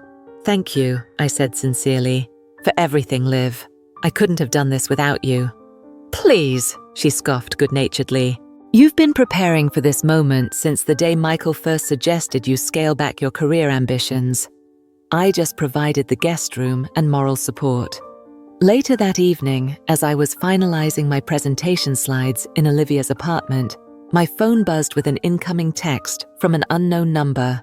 Curious, I opened it to find a message from Gracie, Michael's executive assistant at Pearson Dynamics. Jenny, I thought you should know Michael's making significant changes to his closing remarks for tomorrow. He's been closed in his office with the legal team all afternoon. Just wanted to give you a heads up. Take care. I stared at the message, surprised by both its content and its sender. Gracie and I had always been cordial, but I wouldn't have described us as close. For her to risk her position by warning me suggested that whatever Michael was planning went beyond ordinary professional rivalry. I forwarded the text to Marcus, adding, "Should we be concerned?" His response came quickly. "Not unexpected. We'll have associate attend symposium as precaution. Maintain professional demeanor regardless of provocation." I put down my phone, trying to focus on my presentation rather than the looming confrontation. Whatever Michael was planning, I needed to be prepared, not just with my keynote, but emotionally and strategically for whatever public challenge he might present. The morning of the symposium dawned bright and clear, as if the universe were spotlighting this pivotal moment in my professional reinvention. I woke early, taking extra care with my appearance. The woman who stared back at me from Olivia's guest room mirror looked polished, confident, and utterly unfamiliar, not just because of the power suit and severe updo, but because of the resolute determination in her eyes. "Ready for your debut?" Olivia asked, appearing in the doorway with 2 steaming mugs of coffee. "As ready as I'll ever be," I replied, accepting the caffeine gratefully. We arrived at the Wellington Hotel's Grand Ballroom 90 minutes before the symposium's official start, allowing time to review the stage setup and meet with Crystal's team.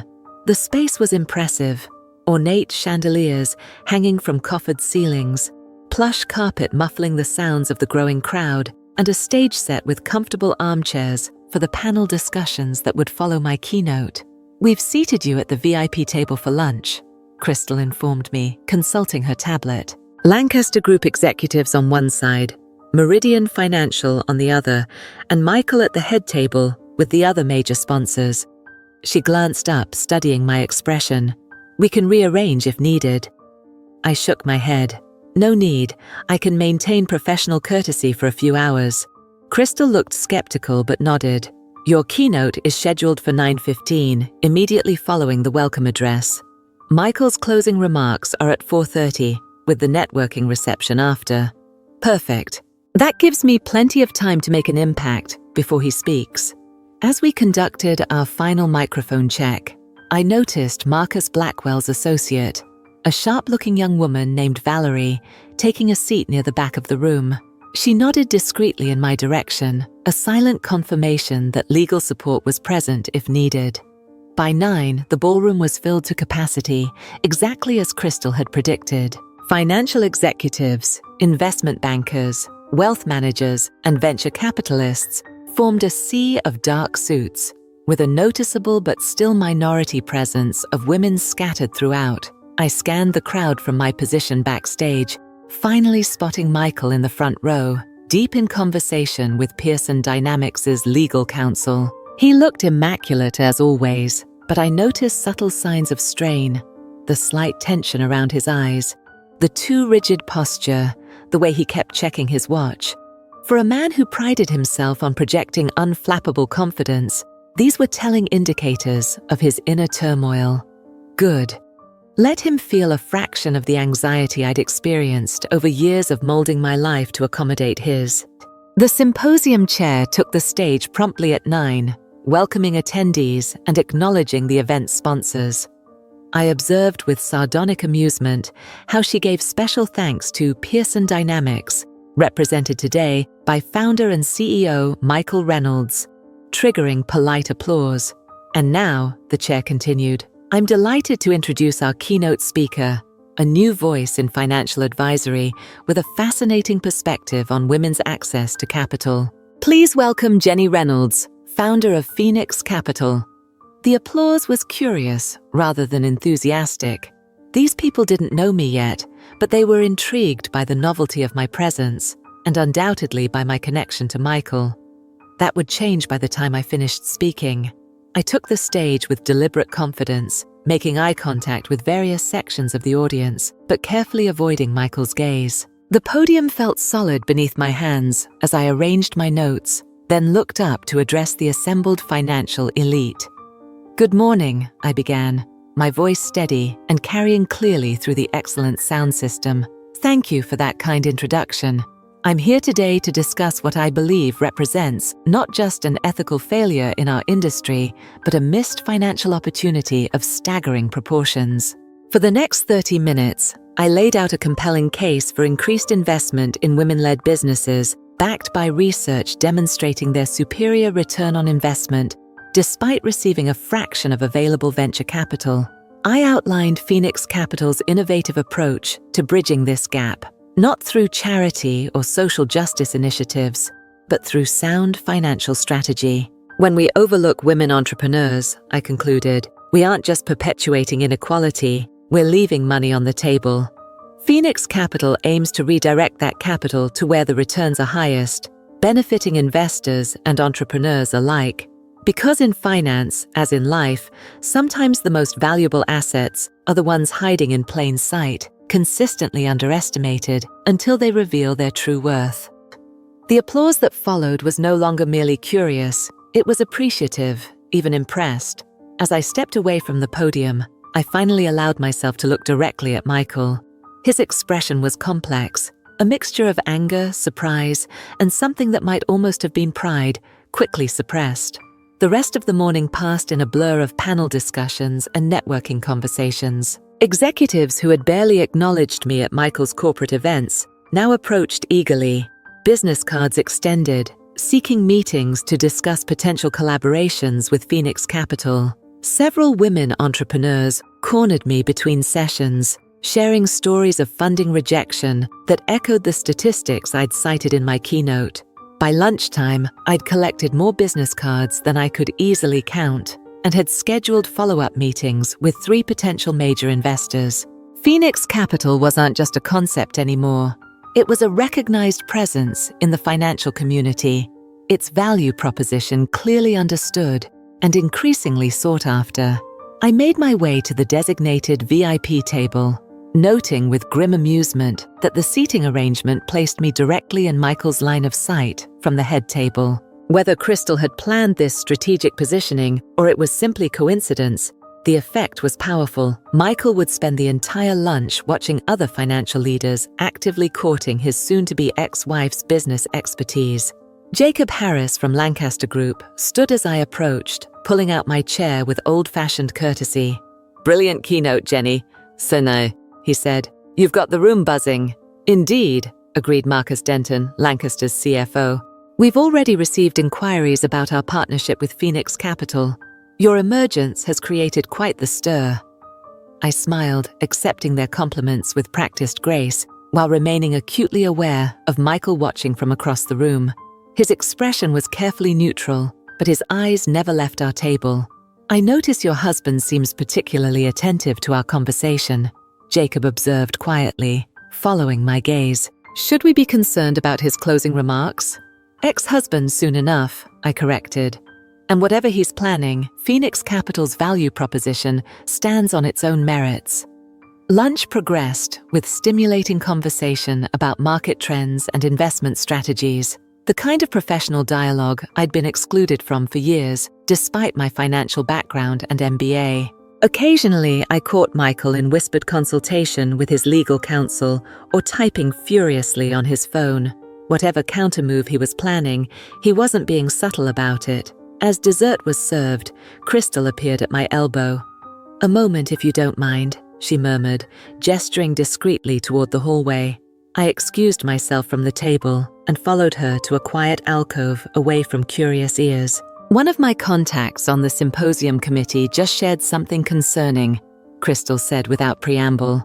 "Michael has submitted revised slides for his closing presentation that include direct references to Phoenix Capital, specifically questioning its founding ethics and potential conflicts of interest." My stomach tightened. He's planning to use his platform to publicly discredit me. It appears so. The committee is uncomfortable with it, but hesitant to censor a major sponsor. Crystal's expression was grim. "You should prepare for a public attack." I took a deep breath, steadying myself. "Can you get me a copy of what he's planning to present?" "Already working on it. In the meantime, perhaps we should consider a preemptive move." I nodded slowly, an idea forming. "Is there any flexibility in the afternoon schedule? Specifically, the panel on emerging trends in financial advisory?" Crystal checked her tablet. "Possibly. What are you thinking?" "I believe it's time to address the elephant in the room directly, and on my terms, before Michael has the chance to control the narrative." Crystal's eyes gleamed with understanding. "I'll speak to the panel moderator immediately. What exactly do you have in mind?" "A slight adjustment to the discussion topics," I explained. "Something that allows me to acknowledge my unique position and address potential concerns about conflicts of interest proactively." As Crystal hurried off to make the arrangements, I felt a strange calm settle over me. For years, I'd navigated around Michael's moods and ego, carefully managing situations to avoid confrontation. Now, I was deliberately stepping into one, but on my terms, not his. I returned to the VIP table to find Jacob Harris watching me with curious assessment. "Everything all right? You look like a woman plotting something significant." "Just a minor adjustment to the afternoon program," I replied, keeping my tone light. "The best defense is a good offense, after all." He nodded approvingly. "A principle Lancaster Group has always embraced.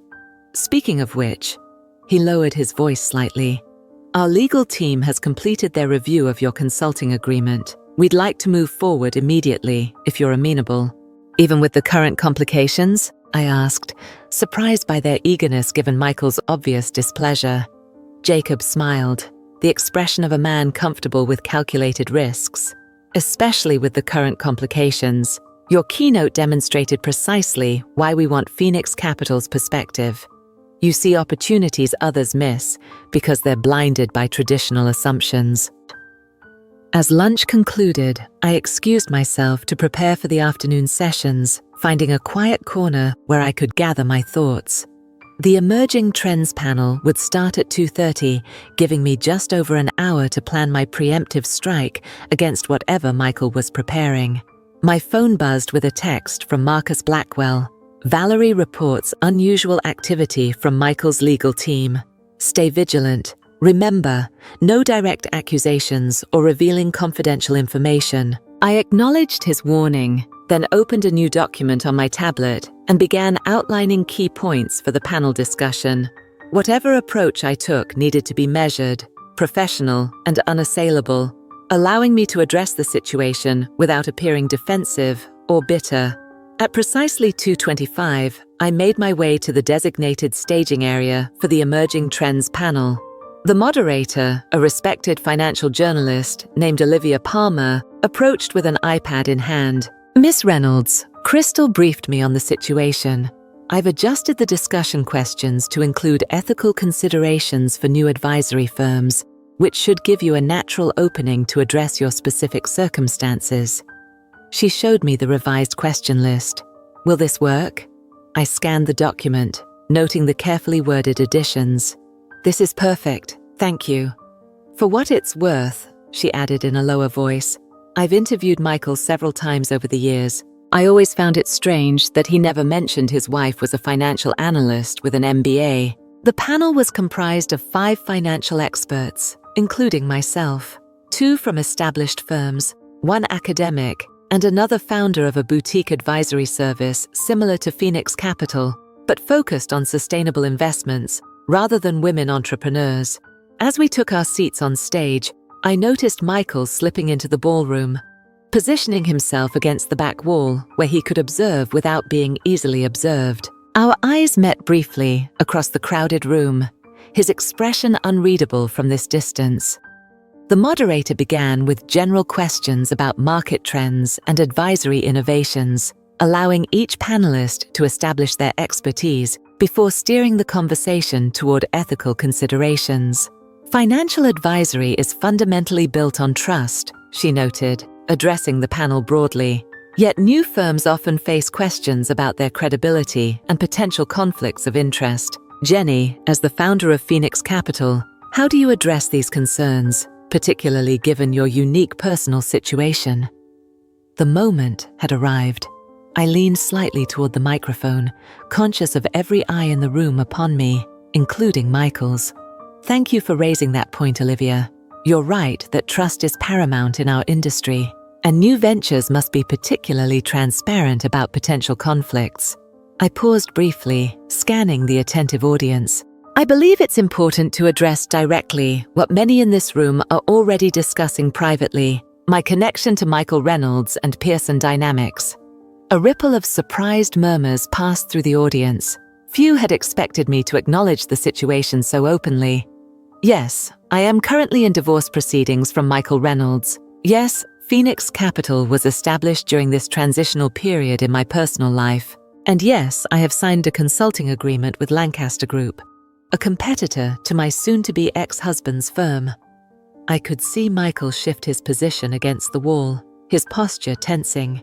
These facts might suggest potential ethical concerns, which is precisely why Phoenix Capital has established rigorous ethical guidelines that exceed industry standards. I detailed the firewall procedures we'd implemented to prevent any sharing of confidential information, the transparent disclosure policies for all client interactions, and the independent ethics committee we'd established to review any potentially problematic situations. My business model focuses on identifying and supporting women entrepreneurs, not competing directly with established firms like Pearson Dynamics. In fact, I see potential for collaboration rather than competition, as these entrepreneurs eventually grow into clients that larger firms might serve. The moderator nodded approvingly. So you're essentially creating a new client pipeline that benefits the entire industry. Exactly. Phoenix Capital aims to address a significant market gap, one that represents an opportunity for all financial institutions, not just my firm. I allowed myself a small smile. Sometimes personal transitions reveal professional opportunities we might otherwise overlook.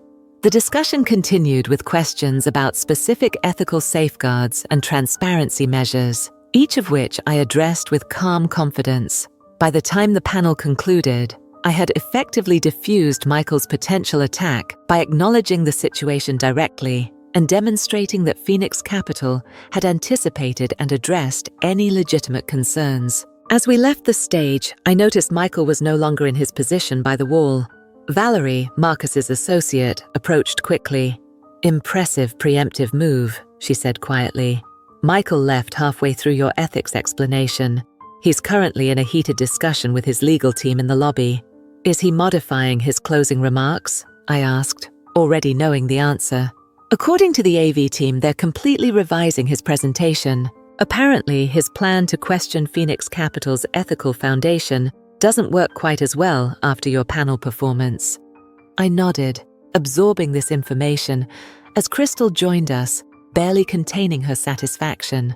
"The symposium chair is thrilled with how you handled that," she informed me.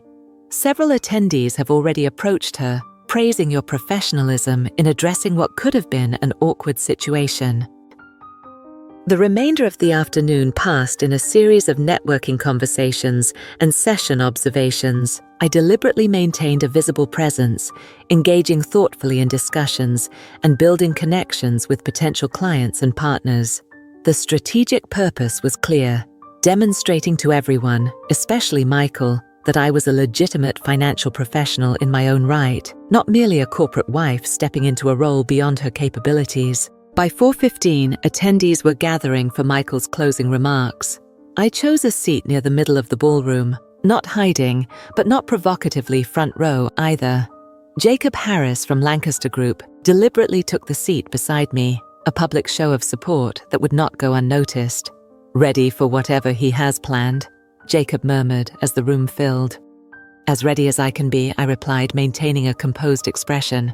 Though I suspect our panel discussion forced some significant revisions, the symposium chair introduced Michael with the standard accolades about Pearson Dynamics' industry leadership and innovation. He took the stage with his characteristic confidence, though I noted the slight tightness around his eyes that signaled stress only to those who knew him intimately. "Thank you for that generous introduction," Michael began, his voice smooth and controlled. "And thank you to everyone who has participated in today's important discussions about the future of financial advisory services." He launched into prepared remarks about industry trends and challenges, noticeably avoiding any direct reference to Phoenix Capital or our personal situation. The presentation was polished and informative, but distinctly impersonal, a sharp contrast to his usual charismatic style.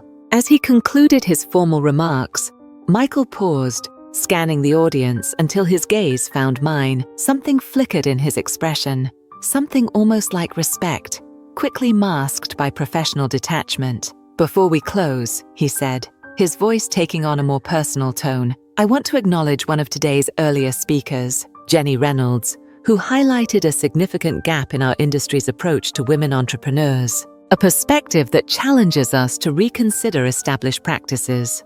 I maintained a neutral expression, aware of Jacob tensing slightly beside me. This was not what we had expected. While Phoenix Capital and Pearson Dynamics may approach the market differently, Michael continued, I believe there's value in fresh perspectives that push our industry to evolve. After all, innovation rarely comes from comfortable consensus. The audience murmured with surprise at this unexpected diplomatic approach. I kept my face carefully composed, though inwardly I was analyzing every word for hidden barbs or strategic positioning. I look forward to seeing how these new approaches develop, he concluded smoothly. Thank you all for your attention and engagement today. The applause was enthusiastic, but tinged with confusion. Many had anticipated drama, given the rumors circulating about our personal situation. Instead, Michael had offered a professionally generous acknowledgement that neither embraced nor attacked Phoenix Capital. As attendees rose for the networking reception, Jacob leaned closer. Well played by both of you. He couldn't attack without seeming petty after your panel performance, so he opted for the high road, for now. I agreed, gathering my materials. The real battle is still happening through our attorneys. The reception area was elegantly arranged with high cocktail tables, past hors d'oeuvres, and strategically placed bars, ensuring consistent circulation among attendees. I accepted a glass of champagne and prepared for the inevitable networking conversations, positioning myself near a group of venture capitalists who had shown particular interest during my keynote. I was deep in discussion about Phoenix Capital's evaluation metrics for women-led startups when I felt a presence at my shoulder.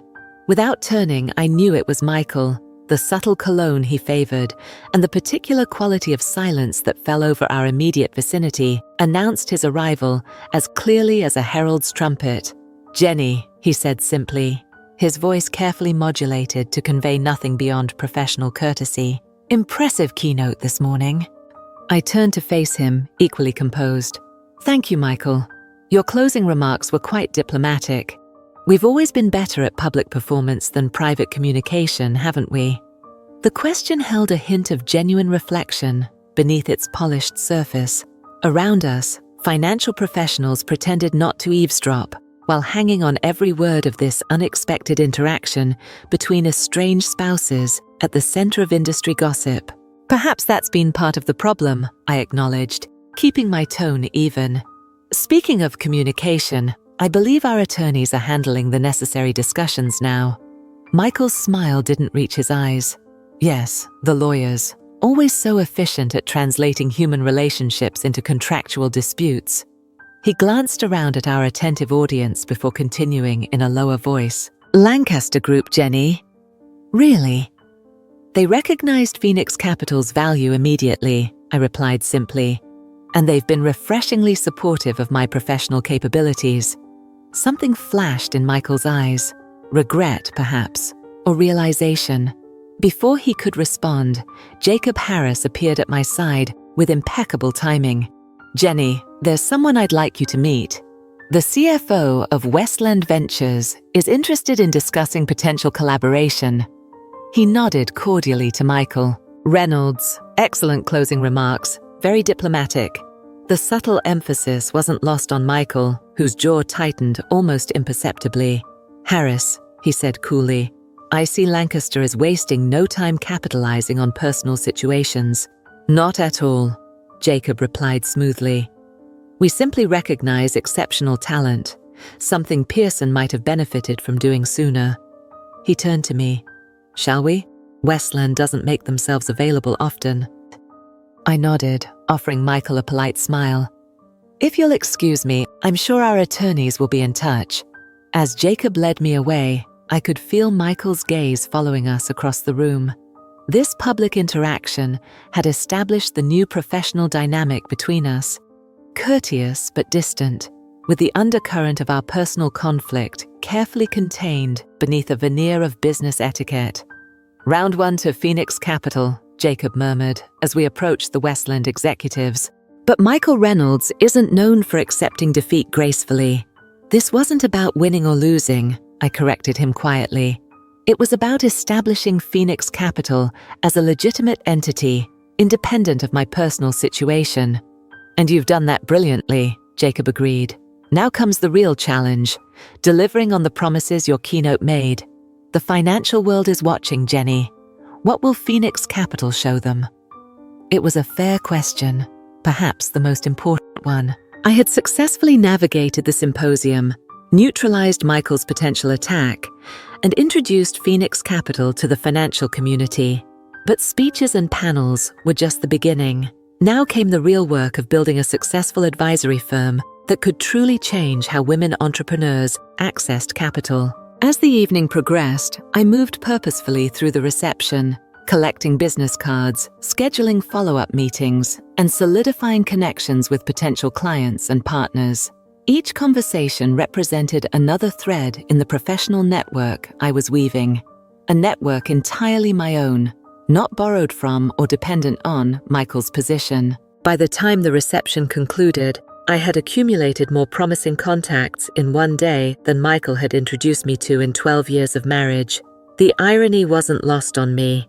His dismissal of my professional capabilities had ultimately forced me to prove them in the most public and dramatic way possible.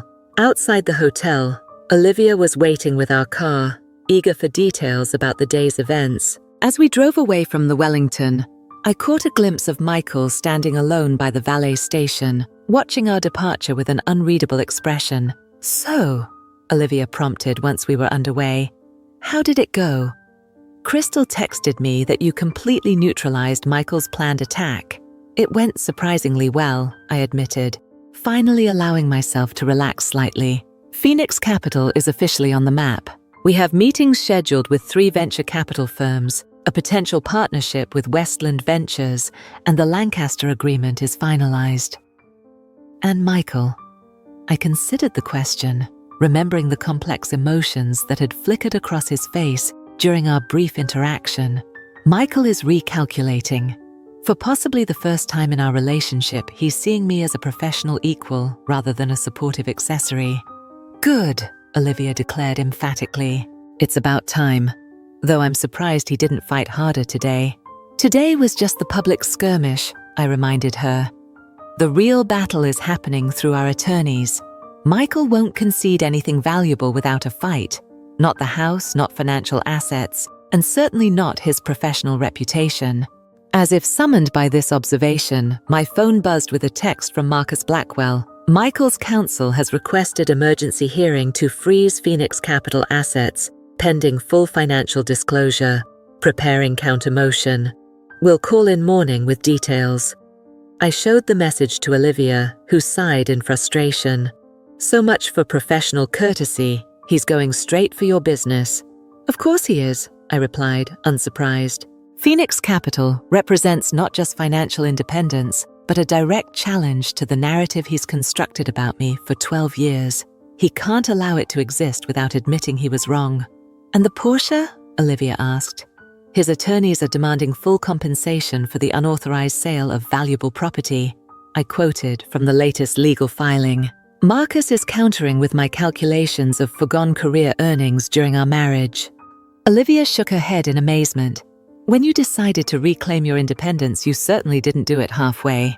"Half measures never accomplish anything worthwhile," I said, thinking of all the years I'd spent compromising my ambitions to accommodate Michael's.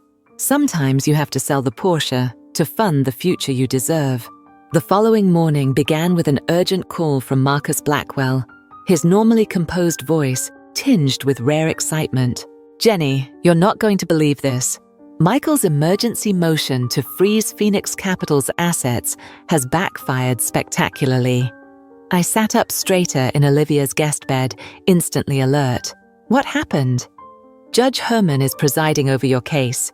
She's known for her strong views on financial independence in divorce proceedings. She not only denied Michael's motion, but issued a strongly worded statement about the importance of supporting entrepreneurial endeavors during marriage dissolution." I could hardly believe what I was hearing. "So Phoenix Capital's assets are protected." "Better than that," Marcus continued. "The judge has specifically prohibited Michael from taking any actions that might interfere with your business operations or relationships. He's essentially been legally barred from undermining Phoenix Capital in any way. Relief washed over me, followed quickly by vindication. That's incredible news. There's more, Marcus added. Judge Herman has expedited the financial discovery process. Michael's team has 7 days to provide complete disclosure of all Pearson Dynamics holdings and his personal assets. The implications were significant. Michael had always been secretive about certain aspects of his finances, particularly his offshore investments and the exact structure of his ownership stake in Pearson Dynamics. Expedited discovery would force transparency he'd likely been hoping to avoid. Has Michael's attorney responded? I asked, already imagining his reaction to this unexpected setback. They've requested a private meeting with the judge, which was promptly denied. I believe they're scrambling to adjust their strategy. Marcus sounded satisfied, the way attorneys do when outmaneuvering aggressive opposition. In the meantime, you should proceed with business development for Phoenix Capital as aggressively as possible. The temporary orders effectively create a protective bubble around your operations. After hanging up with Marcus, I immediately called Olivia to share the news, finding her already awake and working on Phoenix Capital's marketing materials. The universe is delivering some well-deserved karma, she declared when I explained the judge's ruling. And speaking of good news, you've received 17 emails overnight from symposium attendees seeking meetings. Your keynote definitely made an impression. The day unfolded in a whirlwind of business development activities. By noon, I had confirmed meetings with 5 potential clients, finalized the consulting agreement with Lancaster Group, and begun interviewing candidates for Phoenix Capital's first staff positions. The momentum was exhilarating after years of suppressing my professional ambitions. Around 2 o'clock, Crystal called with unexpected information. I thought you should know, Michael has withdrawn as CEO from the Richardson Fund project. The Richardson Fund was a major philanthropic initiative focused on inner-city financial education, one that Pearson Dynamics had been spearheading for months. He's citing personal commitments that prevent him from giving the project adequate attention. This was surprising. The Richardson Fund had been Michael's pet project, a prestigious appointment that enhanced both his personal brand and Pearson Dynamics' reputation for corporate social responsibility. That's not like Michael, I observed. He's never withdrawn from high-profile commitments, regardless of personal circumstances. My sources at Pearson say he's been canceling other engagements too. Board meetings, client dinners, even the quarterly strategy retreat next week. Crystal's voice held the careful neutrality of someone delivering significant intelligence. Apparently, he's been closeted with his legal team and financial advisors almost constantly since the symposium. After we hung up, I pondered this information while reviewing applications for Phoenix Capital's analyst positions. Michael withdrawing from professional commitments was completely out of character.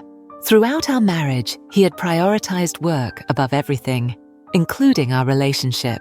For him to suddenly reverse that pattern suggested something significant was happening behind the scenes. My phone buzzed with a text from an unknown number. Opening it, I was surprised to find a message from Troy, Olivia's brother, who had handled the Porsche sale. Jenny, thought you should know. Michael came by the dealership this morning asking detailed questions about the Porsche transaction, very interested in the exact sale price and timing. Just a heads up. I forwarded the text to Marcus, who responded almost immediately. Interesting. He should have received that information through discovery. Suggests he's investigating independently. Will notify Judge Herman of potential harassment of third-party witnesses. The pieces were beginning to form a puzzling pattern.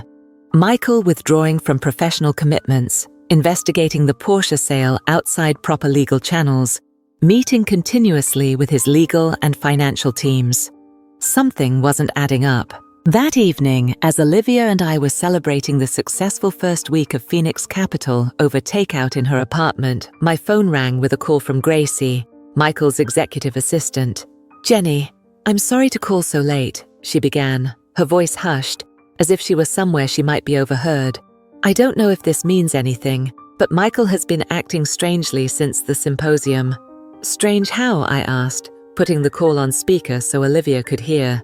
He's cancelled all his appointments for the next 2 weeks.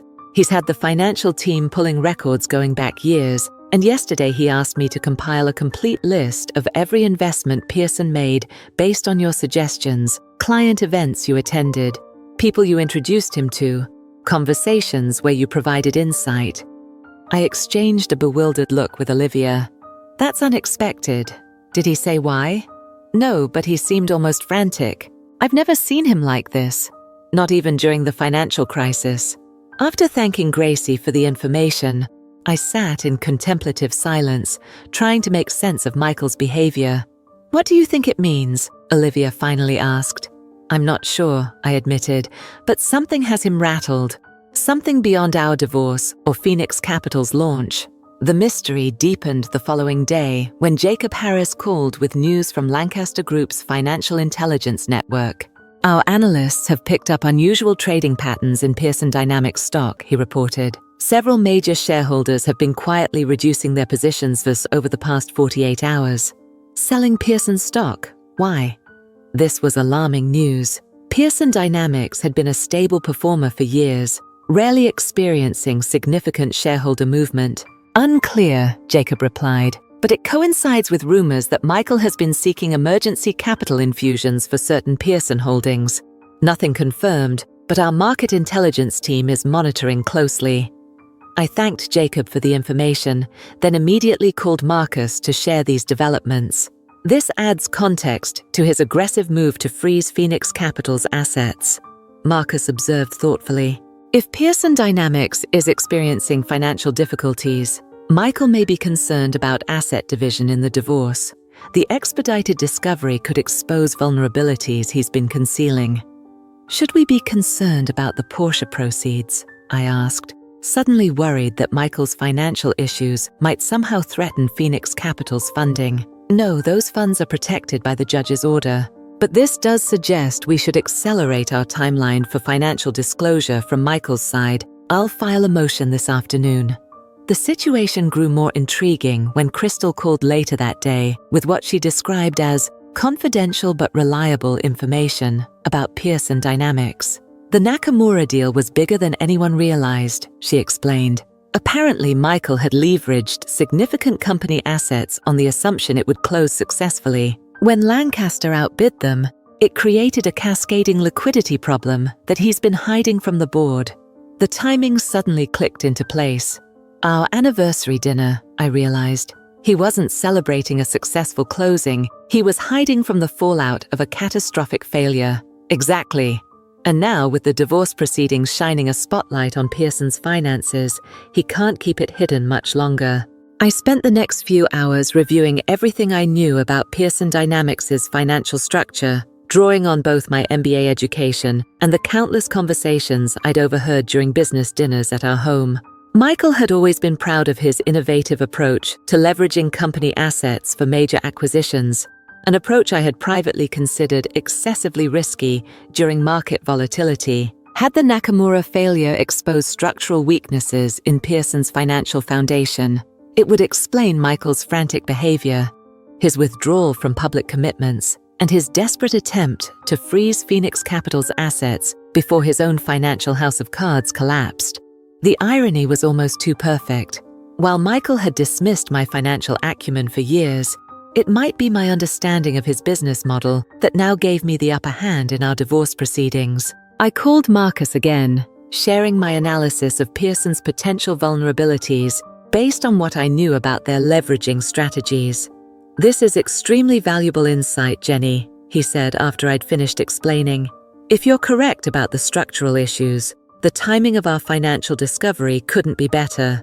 We'll be able to establish accurate valuation of Pearson Dynamics before any potential market correction affects asset division. And Phoenix Capital is completely insulated thanks to Judge Herman's orders. In fact, I added, if Pearson experiences significant difficulties, it could actually enhance Phoenix Capital's position in the market. Clients might seek alternatives to traditional investment approaches, exactly the niche we're developing. That evening, as I was finalizing Phoenix Capital's first official client proposal for a promising sustainable fashion startup led by two female entrepreneurs, my phone lit up with a call from a number I'd never expected to see again. our home landline. For a moment, I hesitated, torn between curiosity and caution. After 5 rings, I finally answered. "Hello? Where are you?" Michael's voice sounded strange, tight with strain and something else I couldn't immediately identify. "I need to talk to you, not through lawyers, just us." "That's not appropriate at this stage of our proceedings," I replied carefully, mindful of Marcus's advice to avoid direct negotiations. "If you have something to discuss, it should go through proper channels." "Damn it, Jenny, this isn't about the divorce." The unusual edge in his voice sharpened. "This is about—" He stopped abruptly. "I need 15 minutes, face to face, please." The plea caught me off guard. In 12 years of marriage, I could count on one hand the number of times Michael had genuinely pleaded for anything. "Why?" I asked simply. There was a long pause, then, "Because you were right. About everything. About Pearson's leveraging strategy. About the risks I've been taking. About a lot of things." I absorbed this unexpected admission in silence, trying to determine if it was genuine contrition or strategic maneuvering. "If this is about financial disclosure, Marcus has already—" "It's not about the legal proceedings," he interrupted. "It's about preventing a complete disaster, the kind that affects more than just us. Employees, clients, investors. I need your insight, just once more." Something in his tone, a vulnerability I'd never heard before, made me reconsider my automatic refusal. Michael Reynolds did not admit weakness or ask for help. For him to do so now suggested a truly desperate situation. "Tomorrow morning," I decided. "The cafe at the Westbrook Hotel. 8 a.m., 15 minutes, as you said." "Thank you," he replied, genuine relief evident in his voice. "And Jenny, come alone. No lawyers, no Lancaster representatives. Just you." After he hung up, I sat motionless, contemplating this unexpected development. Michael acknowledging I was right about anything, let alone everything, was unprecedented. Something significant had changed since the symposium. Something beyond our divorce or Phoenix Capital's launch. I called Marcus to inform him of the meeting, despite Michael's request for secrecy. "This is highly irregular," Marcus warned. "Meeting without counsel present could compromise our position." "I understand the risks," I assured him. "But I'm curious about what's happening with Pearson Dynamics. This could provide valuable intelligence for our proceedings. If you insist on going, keep it brief and reveal nothing about Phoenix Capital's operations or our legal strategy. And Jenny." His tone grew more serious. "Be careful. Desperation makes people unpredictable. Even someone as controlled as Michael Reynolds." After hanging up, I received a text from Crystal. "Urgent news. Pearson Dynamics Board calling emergency meeting tomorrow afternoon." Highly unusual.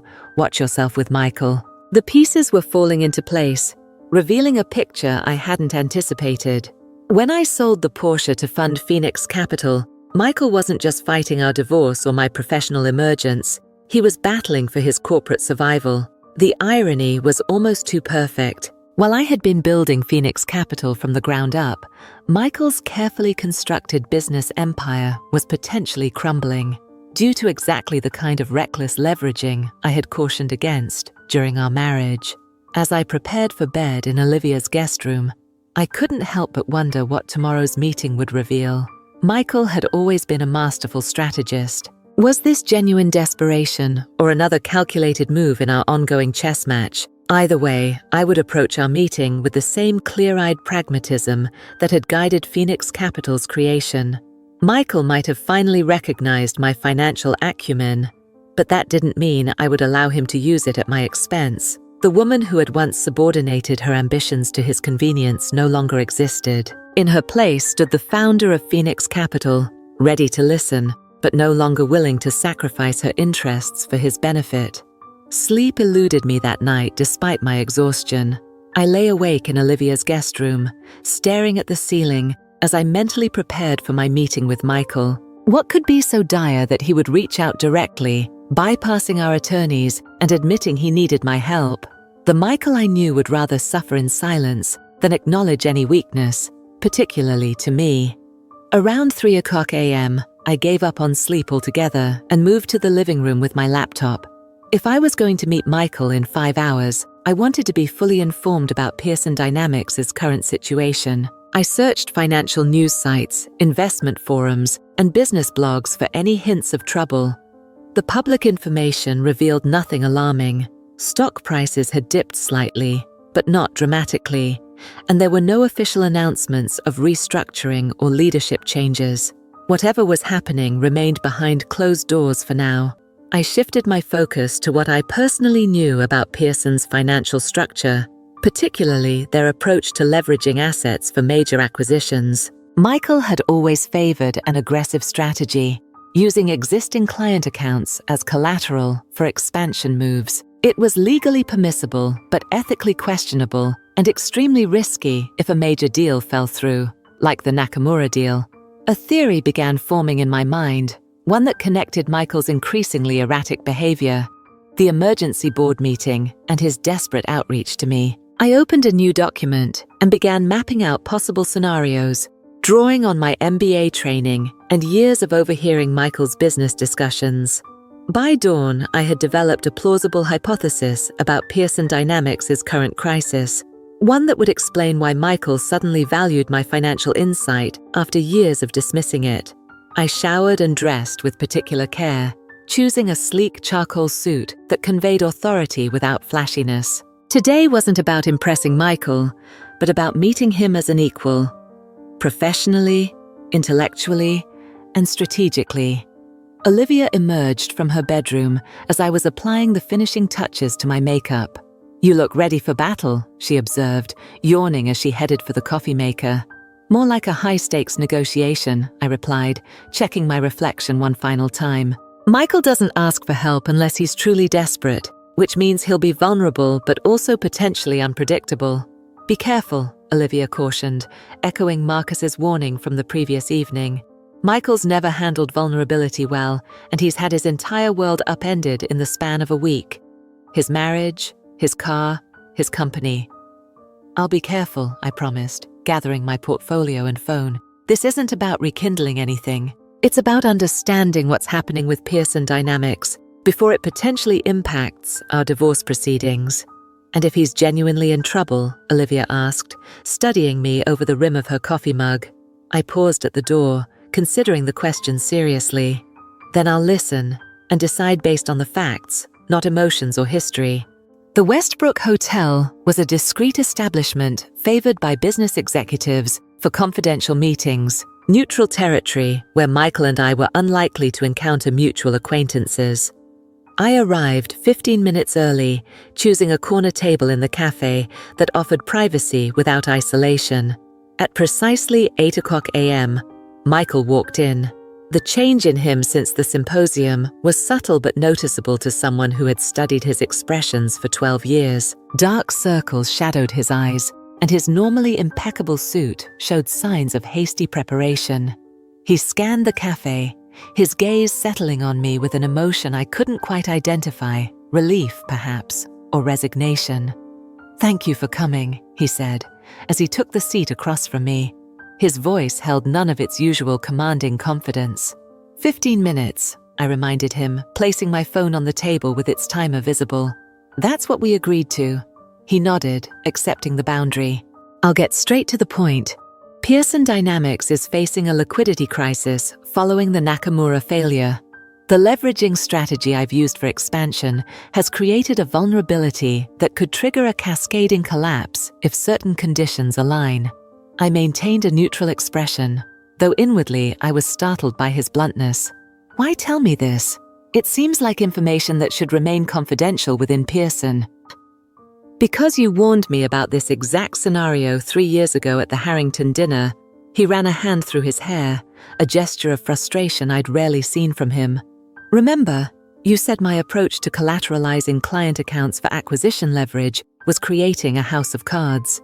The memory surfaced immediately, a conversation after one of Michael's business dinners where I'd cautiously suggested his leveraging strategy seemed dangerously exposed to market fluctuations. He'd dismissed my concerns with patronizing amusement, assuring me that this is how modern finance works. "Babe, I remember," I acknowledged, "but I still don't understand why you're telling me now. Our attorneys handle disclosure of financial matters relevant to our divorce. Michael leaned forward, his expression intense. This isn't about the divorce, Jenny. It's about preventing a market event that could hurt thousands of people, Pearson employees, clients, investors. The board is meeting this afternoon to discuss emergency measures, including a potential sale to stabilize the company. And what does this have to do with me? I asked, though I was beginning to see where this was headed. I need your analysis, he admitted, the words clearly difficult for him. Your understanding of our leveraging structure and its vulnerabilities. Your perspective on which stabilization approach would be most effective. He hesitated, then added what must have been enormously painful for him to acknowledge. You were right all along about the risks. Now, I need your insight to mitigate them. For a moment, I sat in silence, absorbing the magnitude of this reversal. After years of dismissing my financial acumen, Michael was now seeking it desperately. The vindication was profound, but so was the complexity of the situation he described. What you're asking for is consulting work, I said finally, my tone deliberately professional. Financial advisory services of exactly the kind Phoenix Capital provides. His expression tightened at the mention of my firm, but he nodded reluctantly. Yes. And you understand that any consultation would need to be properly documented, with appropriate confidentiality agreements and compensation. Jenny, there's always time for proper business procedures, Michael, I interrupted firmly, especially in crisis situations. That's another thing I tried to tell you over the years. He exhaled sharply, frustration warring with desperation. Fine, whatever documentation you need, but it has to happen quickly. The board meets at 2. I checked the timer on my phone. 3 minutes remaining in our agreed 15. I'll need complete access to Pearson's current financial structure, the specific leveraging arrangements for the Nakamura deal, and the board's proposed stabilization options. I spoke briskly, establishing professional parameters. I'll also need written acknowledgement that this consultation doesn't constitute any waiver of rights or positions in our ongoing divorce proceedings. Michael nodded, relief washing over his features. Agreed to all conditions. I can have the documents delivered to you within the hour. Have them sent to Phoenix Capital's office, I directed, providing the address. I'll review them there and provide my analysis by noon. As I stood to leave, Michael remained seated, looking up at me with an expression I'd never seen before, a mixture of regret and something that might almost have been respect. Jenny, he said softly, I should have listened to you years ago, about the leveraging strategy, about your career, about a lot of things. The admission hung in the air between us, unexpected and strangely weightless after years of accumulated resentment. I considered several responses, ultimately settling on the simplest truth. Yes, you should have. I left the cafe with my head high, emotions churning beneath my composed exterior. The meeting had confirmed my suspicions about Pearson Dynamics' vulnerabilities while revealing something equally significant. Michael's recognition, however belated, of my financial expertise. Outside the hotel, I called Marcus immediately, explaining the situation and Michael's request for consultation. This is highly unusual, Marcus observed, professional caution evident in his tone, but potentially advantageous if properly documented. I'll have contracts drafted immediately, consultation agreement, confidentiality provisions, and explicit protection of your divorce position. Thank you. I'll need them before I begin reviewing Pearson's financial data. Jenny, Marcus's voice grew more serious. Are you certain you want to help him? From a purely strategic perspective, allowing Pearson Dynamics to experience this crisis without your intervention might strengthen our position in the divorce proceedings. It was a fair question, one I had asked myself repeatedly since Michael's call the previous evening. Would it be more advantageous to let his company suffer the consequences of the very arrogance I was now escaping? I'm not doing this for Michael, I explained after a thoughtful pause. I'm doing it for the employees and clients who would be affected by a Pearson collapse.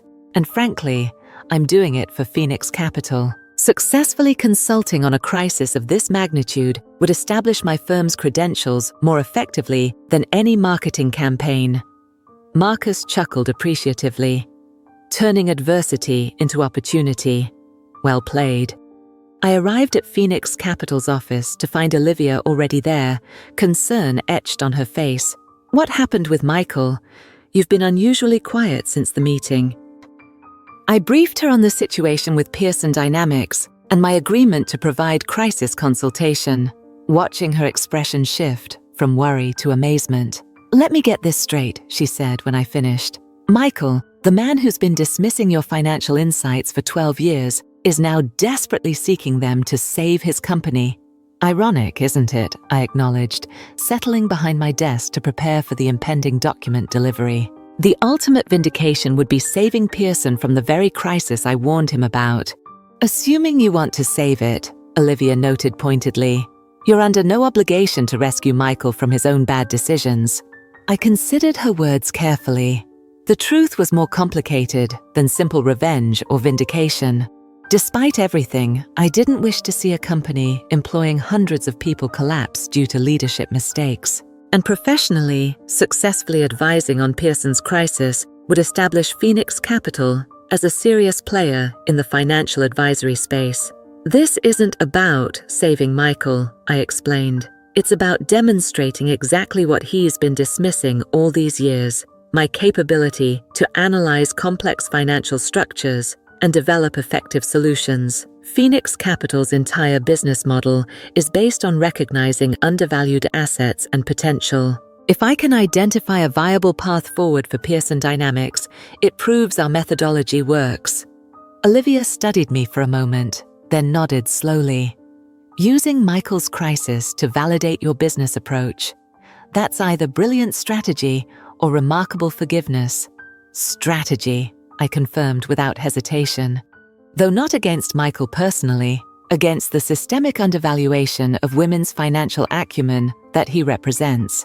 At 9:30, a courier arrived with sealed document cases bearing Pearson Dynamics' logo and explicit confidentiality warnings. Simultaneously, Marcus's assistant delivered the consultation agreements he had promised.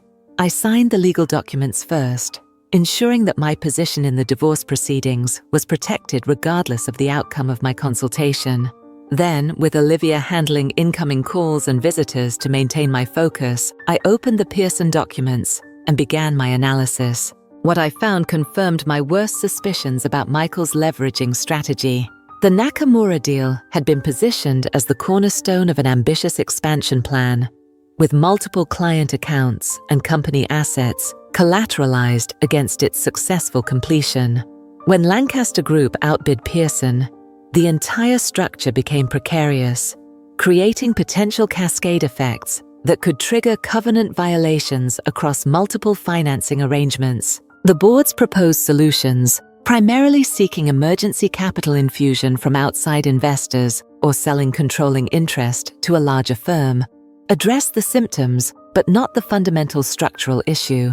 They were short-term patches for a system that required comprehensive redesign. For 2 hours, I immersed myself in Pearson's financial architecture, mapping vulnerabilities and potential stabilization approaches. The solution that gradually emerged wasn't what Michael or the board would want to hear, but it was the only one that addressed the core problem rather than its manifestations. At 11:45, I called Michael directly. I reviewed the documents, I informed him without preamble.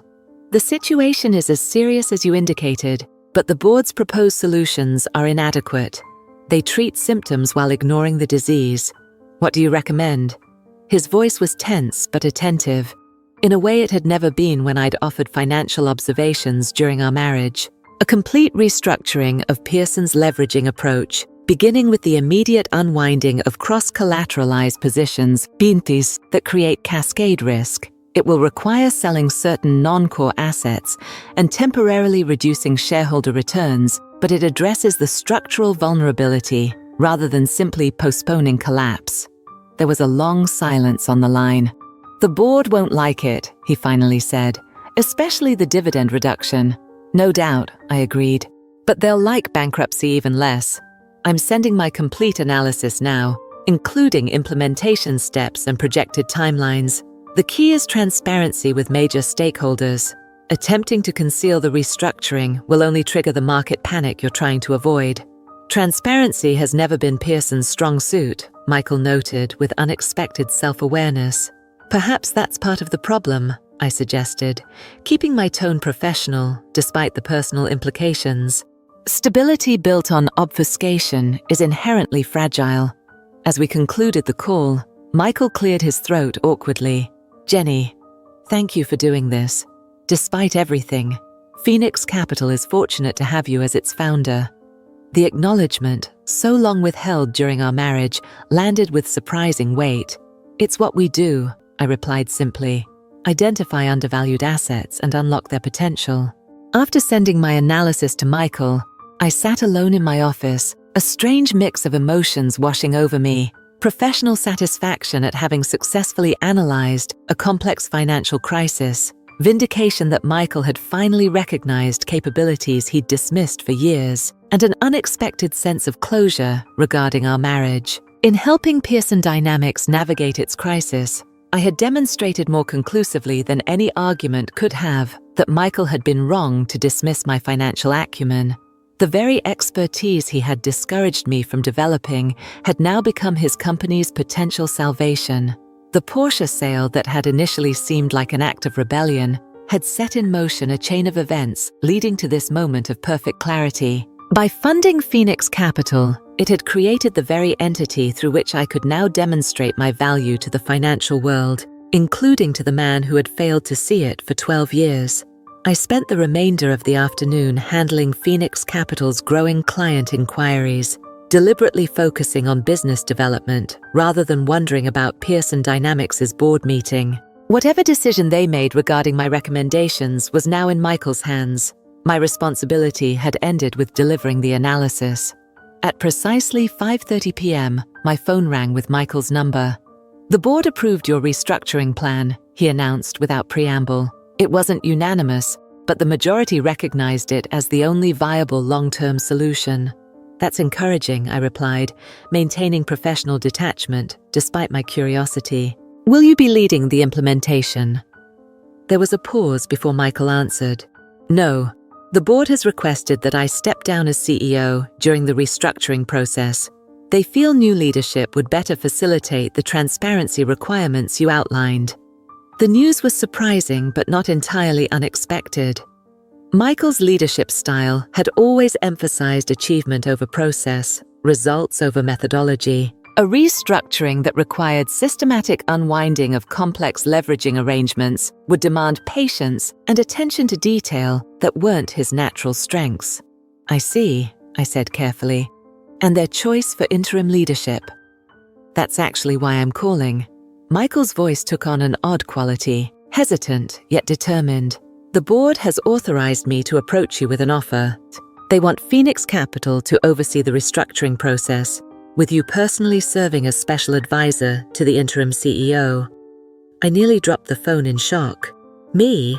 The board wants me?" "Your analysis impressed them, particularly the way you identified structural vulnerabilities that our own financial team had overlooked. They believe your outsider perspective, combined with your understanding of Pearson's operations, makes you uniquely qualified." The irony was almost too perfect. After years of dismissing my financial insights, Michael's board now saw them as the company's potential salvation. "And you?" I asked, genuinely curious about his position. "Do you support this proposal?" Another pause, longer this time. "Yes," he finally admitted. "Your analysis was exceptional. You saw connections and risks that I missed, despite having all the same information at my disposal. Pearson Dynamics needs exactly the kind of clear-eyed evaluation Phoenix Capital specializes in." The acknowledgement, so long withheld during our marriage, should have felt triumphant. Instead, it left me with a complicated mixture of vindication and sadness for what might have been if Michael had recognized my capabilities years earlier. "I'll need to discuss this with my team," I replied, keeping my tone businesslike. The engagement would need to be structured to avoid any conflicts of interest, particularly given our ongoing divorce proceedings. "Of course," Michael agreed quickly. "The board is prepared to offer very favorable terms. They understand the unusual circumstances." After we ended the call, I sat in stunned silence, contemplating this unexpected development. Phoenix Capital had gone from concept to being courted by a major financial firm in just over a week. My professional judgment, so long dismissed by Michael, was now being sought at the highest levels of his company. I called Marcus immediately to discuss the legal implications of accepting such an engagement during divorce proceedings. "It's unusual but not unprecedented," he advised after careful consideration. "We would need extremely clear boundaries between the consulting relationship and divorce negotiations. No discussions of personal matters during business meetings, complete separation of compensation from marital asset considerations, and detailed documentation of all services provided." "And strategically?" I pressed. "Does this help or hurt our position?" "Potentially helps," Marcus replied thoughtfully. "It establishes your professional value in concrete terms that would be difficult for Michael's counsel to dispute. It also demonstrates good faith on your part, a willingness to contribute constructively despite personal differences."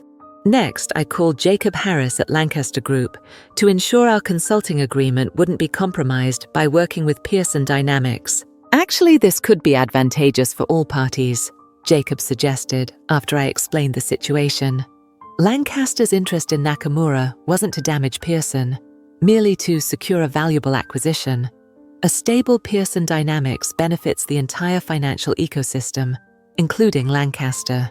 By the time Olivia arrived with dinner, we'd taken to working late at the Phoenix Capital office. I had gathered enough legal and strategic input to make an informed decision. "They want you to save the company," she marveled, shaking her head as she unpacked containers of Thai food. "The ultimate vindication." "It's not about vindication," I corrected, though part of me acknowledged the satisfaction of the reversal. "It's a significant opportunity for Phoenix Capital to demonstrate our capabilities on a large scale. The restructuring would establish our firm as a serious player in financial advisory.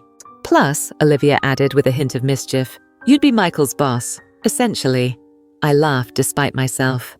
Technically, I'd be advising the interim CEO, not directing Michael, though he would be implementing recommendations from the firm he once dismissed as unnecessary. "Poetic justice," Olivia declared, raising her water glass in a mock toast. "To the car that funded the company that saved the company." The following morning, I scheduled a formal meeting with Pearson Dynamics' board to discuss the potential advisory relationship. The session would take place at Phoenix Capital's office, a deliberate choice that established the power dynamic from the outset. They were coming to me, not vice versa. I arrived early to prepare, reviewing the consultation proposal Marcus had drafted overnight. The terms were appropriately professional, with clear boundaries between business engagement and personal matters. Phoenix Capital would oversee Pearson's restructuring for a substantial fee, plus performance incentives tied to successful implementation milestones. At precisely 10 a.m., the Pearson contingent arrived. 3 board members, their legal counsel, and Michael, looking uncomfortable in the unfamiliar role of deposed CEO. I greeted them with professional courtesy, showing no sign of the complex emotions swirling beneath my composed exterior. "Thank you for coming," I began once everyone was seated in Phoenix Capital's modest conference room. "I understand the board is interested in engaging our firm to oversee Pearson Dynamics' restructuring process." "That's correct, Mrs. Reynolds," the board chairman replied formally. "Your analysis of our current situation was remarkably insightful. We believe Phoenix Capital's fresh perspective could be invaluable during this transition period." "Ms. Reynolds," I corrected gently but firmly. "Or Jenny, professionally. And while I appreciate the board's confidence, I want to ensure everyone understands that this would be a business engagement only, completely separate from personal matters." My gaze shifted briefly to Michael, who nodded almost imperceptibly, acknowledging the boundary. "Of course," the chairman agreed. "Our interest is solely in your financial expertise. The personal situation between you and Michael is irrelevant to this discussion." For the next hour, we negotiated the specifics of the advisory relationship: scope, duration, compensation, and reporting structure. Throughout the discussion, Michael remained uncharacteristically quiet, speaking only when directly addressed about operational details. "There's one additional condition," I stated, as the meeting neared its conclusion. "Complete transparency regarding Pearson's financial position, both internally with employees and externally with major stakeholders. Phoenix Capital won't be associated with any attempt to obscure or minimize the restructuring challenges." The board members exchanged glances, clearly uncomfortable with this requirement. Transparency had never been Pearson's strong suit, as Michael himself had acknowledged. "Full transparency could trigger market reactions that worsen our position," one board member objected. "Partial transparency has already created this crisis," I countered firmly. "The market can handle difficult truths, presented with clear remediation plans. What it cannot tolerate is discovering those truths accidentally, which inevitably happens when companies attempt to conceal structural problems." To my surprise, Michael spoke up in support of my position. "Jenny's right. Our traditional approach of managing information tightly has contributed to the current situation. If we're committed to meaningful restructuring, transparency must be part of that process." The board chairman sighed, reluctantly conceding the point. "Very well. Full transparency will be part of the engagement parameters." As the meeting concluded with handshakes and promises of formal documentation, Michael lingered behind while the other Pearson representatives departed. "May I have a moment?" he asked, his tone carefully neutral. I glanced at my watch, establishing a subtle time boundary. "Briefly, I have another meeting in 15 minutes. Once we were alone in the conference room, Michael seemed suddenly at a loss for words, a rare occurrence for someone usually so verbally confident. "I want to apologize," he finally said, the words clearly difficult for him. Not just for the anniversary dinner, but for years of not seeing what was right in front of me. I waited silently, neither accepting nor rejecting his apology. "When I received your analysis yesterday," he continued, "it was like seeing a completely different person emerge from someone I thought I knew intimately. The clarity, the precision, the strategic foresight, it was exceptional, Jenny, and it made me realize how much I've missed by dismissing your perspective all these years."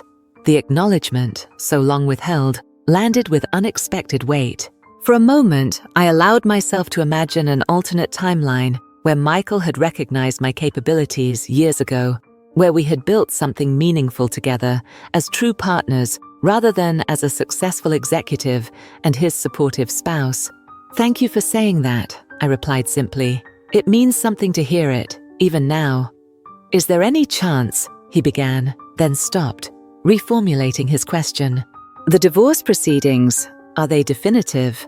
The question hung in the air between us, heavy with unspoken history and possibilities. I considered it seriously, giving his inquiry the thoughtful reflection it deserved. "Yes," I said finally, my voice gentle but resolute. "Some bridges can't be rebuilt once they're burned, Michael. Too many anniversaries missed. Too many dreams deferred. Too many capabilities dismissed. Phoenix Capital exists because you consistently undervalued what I could contribute. That fundamental pattern doesn't change with one moment of crisis-induced recognition." He nodded slowly, accepting the finality of my decision with surprising grace. "I understand. For what it's worth, I respect what you've built here. Phoenix Capital is impressive, as are you. We'll work together professionally to stabilize Pearson dynamics," I assured him, steering the conversation back to safer ground. "Phoenix Capital is committed to a successful restructuring that protects employees and stakeholders." "And after that," he asked. "When the restructuring is complete and the divorce finalized," I allowed myself a small smile. "After that, we'll be what we perhaps should have been from the beginning. Professional colleagues with separate lives, observing appropriate boundaries and mutual respect." As Michael left, I felt a strange sense of closure, not the vindictive satisfaction I might have expected when I first sold the Porsche, but something quieter and more profound. In helping save Pearson Dynamics, I wasn't rescuing Michael, but demonstrating conclusively that my capabilities had always been real, always been valuable, always been worthy of recognition. The remainder of the day passed in a blur of activity, finalizing the Pearson advisory agreement, briefing Phoenix Capital's small but growing team on the engagement, and continuing discussions with potential clients who had approached us following the Women in Finance Symposium. That evening, as Olivia and I celebrated the Pearson contract with a quiet dinner at her apartment, she studied me with curious assessment. "You seem different," she observed, "more at peace somehow. I expected you to be gloating about Michael having to come to you for help, but instead you seem almost compassionate." I considered her observation, searching for the right words to explain my complicated emotions. "It's not compassion exactly," I clarified. "It's the realization that this was never about Michael specifically, but about what he represented. The systematic devaluation of women's capabilities in finance and beyond. Saving Pearson Dynamics isn't about helping him personally. It's about demonstrating conclusively that the perspectives he dismissed are precisely what the industry needs. Using the master's tools to dismantle the master's house," Olivia suggested. "More like using my own tools to build something better," I corrected. Phoenix Capital isn't defined by opposition to traditional finance, but by recognition of overlooked value, whether in women entrepreneurs or restructuring opportunities. My phone buzzed with an email notification. The formal advisory agreement from Pearson Dynamics, ready for signature. The compensation terms were even more favorable than we'd negotiated that morning, with additional performance incentives for successful restructuring milestones. "They really need you," Olivia noted, reading over my shoulder.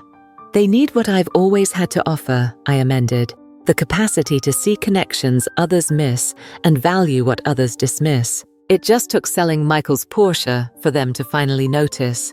As I signed the agreement, formally establishing Phoenix Capital as Pearson Dynamics restructuring advisor, I felt the strange symmetry of the situation. The car that Michael had valued above our anniversary dinner had funded the business that would now save his company from the very risks I had warned him about years ago. Sometimes the path to recognition requires dramatic action, like selling a beloved Porsche to fund a dream business.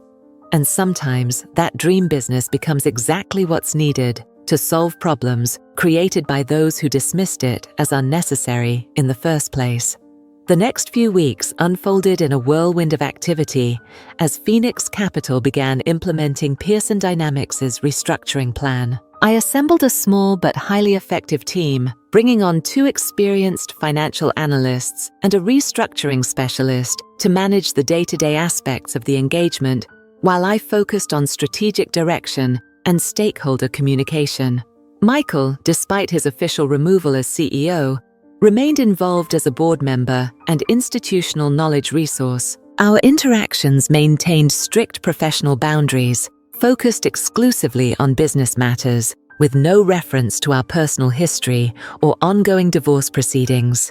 3 weeks into the restructuring process, we scheduled a comprehensive presentation for Pearson's major investors and stakeholders, the transparency initiative I had insisted upon as a condition of our engagement. The event would take place at Pearson headquarters, with joint presentations from Phoenix Capital and Pearson's interim leadership team. The morning of the presentation, I arrived early to review the final slides and coordinate with Pearson's communications department. As I walked through the familiar marble lobby, a space I had visited countless times as Michael's wife, but never as a professional advisor, I experienced a strange sense of déjà vu mixed with profound difference. Same building, same people greeting me, but an entirely transformed context. "Miss Reynolds," the receptionist welcomed me with newfound respect. "The team is gathered in the executive conference room. Mr. Reynolds asked if you could join them for a pre-briefing before the stakeholders arrive." I took the executive elevator to the top floor, mentally reviewing key points from our presentation. The restructuring plan was progressing well, with initial stabilization measures already improving Pearson's liquidity position. Today's presentation would outline the longer-term structural changes needed to prevent similar crises in the future. The executive conference room buzzed with nervous energy as I entered. Pearson's interim CEO, several board members, and the communications team reviewed talking points and fielded last-minute questions. Michael stood slightly apart, gazing out the floor-to-ceiling windows with an expression of uncharacteristic contemplation. "Jenny," the interim CEO greeted me warmly. "Perfect timing. We were just discussing the Q&A strategy for today's session, particularly regarding Michael's role in the leveraging decisions that created the current situation." A board member clarified, his tone carrying subtle accusation, his leadership decisions specifically. I glanced at Michael, who continued staring out the window without responding to the implied criticism. This was the aspect of transparency he was struggling with most, acknowledging publicly that his leadership decisions had contributed to Pearson's vulnerabilities. "Our communication strategy remains consistent," I stated firmly. "Complete transparency about past decisions and current remediation without assigning individual blame. This isn't about identifying villains, but about demonstrating systemic corrections." The interim CEO nodded gratefully. "Exactly right. This presentation needs to focus on solutions, not scapegoating." As the team dispersed to complete final preparations, Michael approached me, his expression unreadable. "A moment?" he requested quietly. I checked my watch briefly. "The stakeholders will be arriving in 30 minutes. He led me to a small side office, closing the door to ensure privacy. "I wanted to thank you," he began awkwardly, "for the way you've handled this situation. You could have used the presentation to highlight my mistakes, but instead, you've kept the focus on structural solutions. Phoenix Capital's reputation is built on solving problems, not assigning blame," I replied professionally. "Personalizing the crisis wouldn't serve anyone's interests, including mine." Michael nodded, accepting this explanation. "Still, I appreciate it." He hesitated, then continued with evident difficulty. "The board has made a decision about permanent leadership once the restructuring is complete. They've asked me to step down permanently." Though not entirely surprising, the news was significant. Michael had built Pearson Dynamics from the ground up, shaping its culture and strategy through sheer force of will. His permanent removal represented the end of an era. "I'm sorry," I said, meaning it despite our complicated history. "I know how much Pearson means to you. It's the right decision," he acknowledged with unexpected self-awareness. "The company needs leadership that values different perspectives and collaborative approaches. That's never been my strong suit, as you know better than anyone."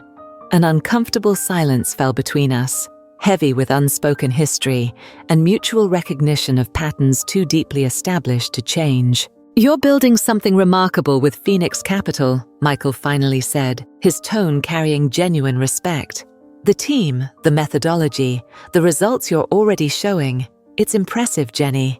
You've accomplished more in a month than most advisory firms do in their first year."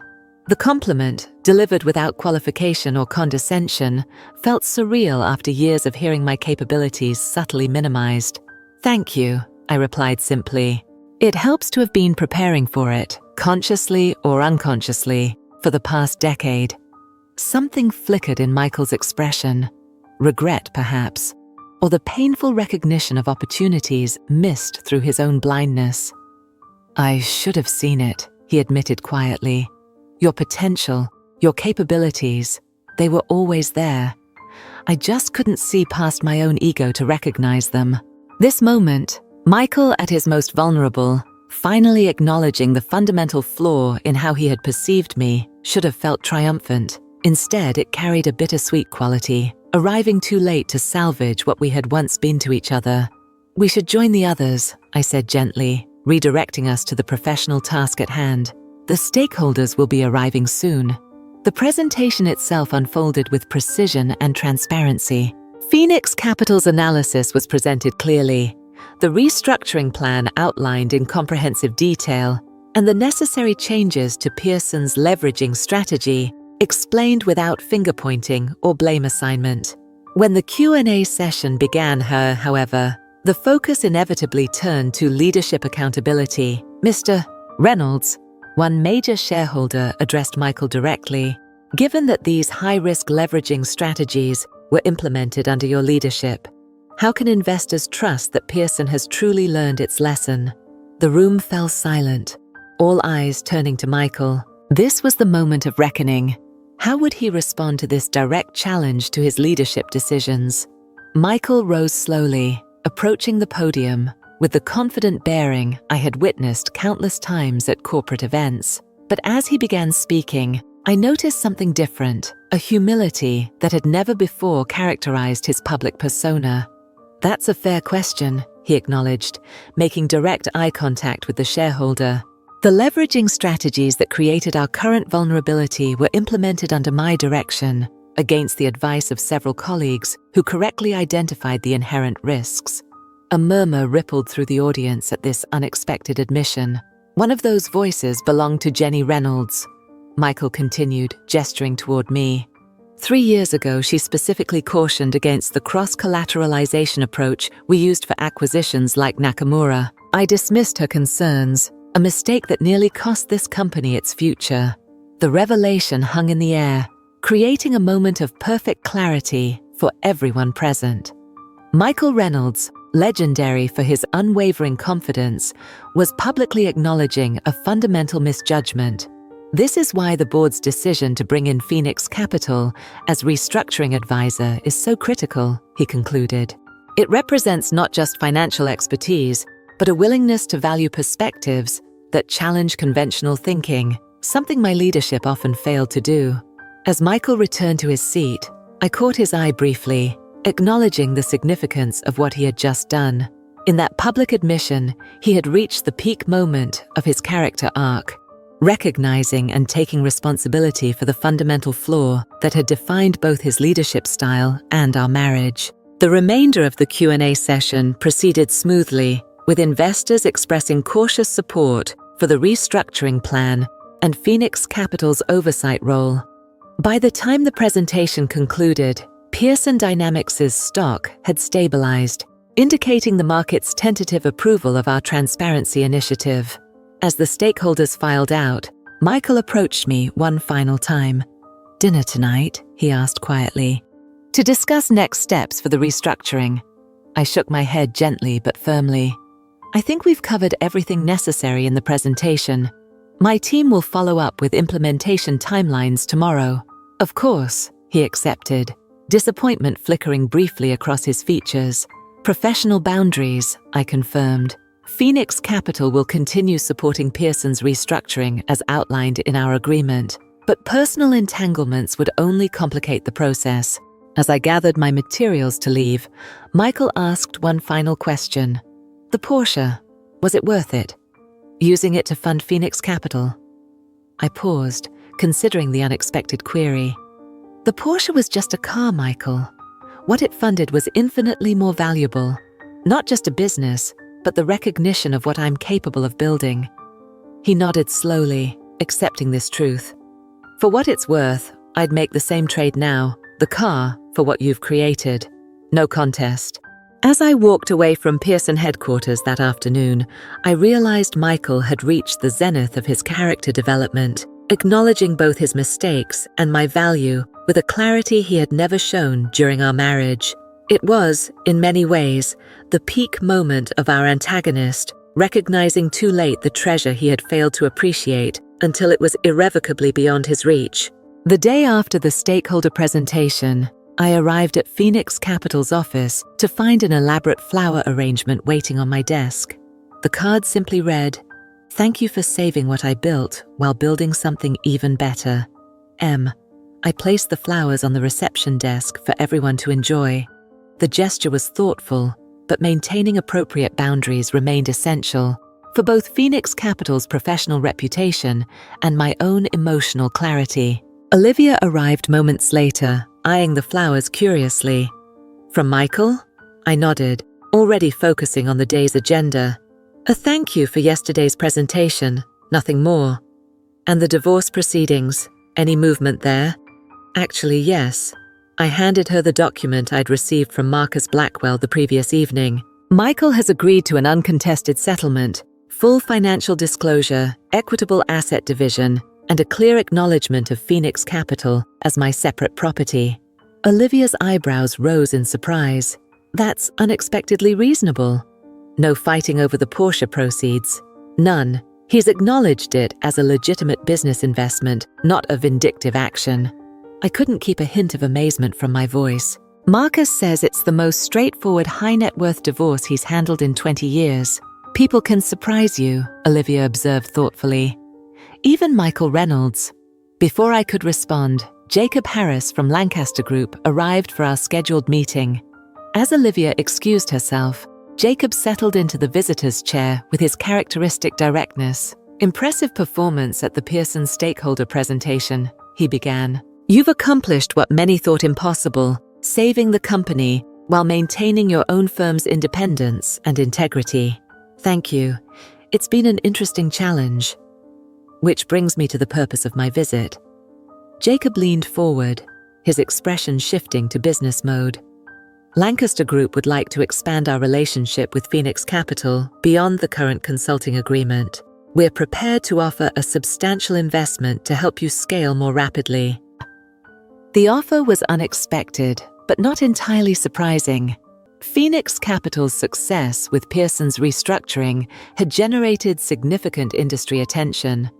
Still, I hesitated, wary of compromising our independence too quickly. What kind of investment are you proposing? $20 million for a 15% non-controlling stake, Jacob replied without hesitation. You maintain majority ownership and complete operational control. We provide capital, connections, and complementary resources. The figure momentarily stole my breath. $20 million was transformative funding, the difference between gradual organic growth and immediate expansion into a full-service financial advisory powerhouse. That's substantial, I acknowledged. May I ask why Lancaster is interested in such a significant investment? Jacob smiled appreciatively at the direct question. 3 reasons. First, Phoenix Capital's female entrepreneur focus represents a market segment Lancaster has historically underserved. Second, your Pearson restructuring has demonstrated exceptional methodology that complements our own approach. And third, his expression grew more serious. We believe the financial industry needs more firms with your ethical clarity and innovative perspective. As Jacob outlined the proposed investment structure, I found myself reflecting on the extraordinary journey of the past month. What had begun as a simple act of rebellion, selling Michael's prized Porsche after yet another cancelled anniversary, had catalyzed a complete transformation of my professional identity and, increasingly, the financial landscape itself. I'll need to review the terms with my team and legal counsel, I told Jacob as our meeting concluded. But I'm cautiously optimistic about the potential partnership. After he departed, I sat alone in my office, contemplating this latest development. From $180,000 from the sale of a car to a multi-million-dollar valuation in just over a month, the trajectory was almost too extraordinary to comprehend. My phone buzzed with a text from Crystal at Meridian Financial. Just heard about Lancaster's offer. Call me before you sign anything. We'd like to discuss alternatives. I smiled, recognizing the beginning of a bidding war for Phoenix Capital's partnership. How quickly things had changed since that lonely anniversary dinner just weeks ago. Later that afternoon, Gracie, still Michael's executive assistant at Pearson Dynamics, called with unexpected information. Ginny, I thought you should know Michael has decided to leave the company entirely once the restructuring is complete. He's declined the board's offer of a chairman emeritus position. The news was surprising. I had assumed Michael would maintain some connection to the company he had founded, even if not in an executive capacity. Did he say why? I asked, curious despite myself. Not officially, Gracie replied, but he's been different since the stakeholder presentation. More reflective, less Michael-like. Yesterday he spent hours going through old company records, particularly the early founding documents. That's unusual, I acknowledged, wondering what had prompted this archaeological expedition into Pearson's past. There's something else, Gracie continued, her voice lowering slightly. He's been asking about your early career, before you were married, specifically your time at Brookfield Analytics, my first professional position after graduate school. Why would Michael be investigating that now? Thank you for letting me know, I told Gracie, filing away this curious information for later consideration. The mystery deepened the following day when Marcus Blackwell called with news about the divorce settlement. Michael's attorney has proposed an unusual addition to the agreement, Marcus reported. He wants to establish a scholarship fund in your name at the business school where you completed your MBA. $1 million, specifically designated for women pursuing finance careers. That's unexpected, I said, genuinely surprised by the gesture. Did they explain the motivation? Only that it represents recognition of opportunities that should have been supported earlier, Marcus replied. It's perfectly legitimate from a legal perspective, though unusual in divorce proceedings. Do you want me to accept the proposal? Yes, I decided after brief consideration. It's a meaningful initiative, whatever the motivation behind it. As the call ended, I found myself increasingly puzzled by Michael's recent actions. The uncontested divorce settlement, the graceful exit from Pearson, the scholarship fund, none aligned with the man who had dismissed my career ambitions for 12 years. That evening, as I reviewed Lancaster Group's investment proposal in Phoenix Capital's quiet office, the mystery of Michael's transformation continued to occupy my thoughts. What had triggered this fundamental shift in his perspective? The Pearson crisis alone seemed insufficient explanation for such a comprehensive re-evaluation of his attitudes. My contemplation was interrupted by a delivery courier arriving with a large manila envelope marked Personal, Virginia Reynolds. Inside was a single document, a yellowed newspaper clipping from 15 years ago, featuring a team of financial analysts who had won a prestigious industry competition. I was among them, fresh-faced and professionally ambitious, in my first position at Brookfield Analytics. Attached was a handwritten note in Michael's distinctive script. I found this while clearing my office at Pearson. 15 years ago, before we met, I served as a judge for this competition. I remember being impressed by the team's innovative approach, particularly their analysis of overlooked market opportunities. What I failed to remember, until seeing this photograph again, was that you were part of that team. I had recognized your exceptional capabilities before I ever knew you personally, then somehow lost sight of them once you became my wife. The Scholarship Fund is a small attempt to ensure other women's talents aren't similarly overlooked. Michael. I sat motionless, absorbing the staggering revelation. Michael had actually acknowledged my financial acumen years before we met, then progressively dismissed those same capabilities as our marriage developed. The cognitive dissonance was almost too perfect an encapsulation of how professional women are often viewed, respected for their capabilities, until they enter personal relationships, at which point those same abilities become somehow threatening or inconvenient. This behind-the-scenes revelation explains so much about Michael's recent behavior, the intensity of his self-recrimination, the completeness of his professional retreat, the scholarship fund that seemed to come from nowhere. He wasn't just acknowledging a mistaken business strategy, he was confronting a fundamental failure of perception that had shaped our entire relationship. I carefully folded the clipping and note, placing them in my desk drawer. This wasn't information I needed to share with anyone else, not Olivia, not Marcus, not our professional colleagues. It was a private revelation that completed my understanding of what had truly happened in our marriage.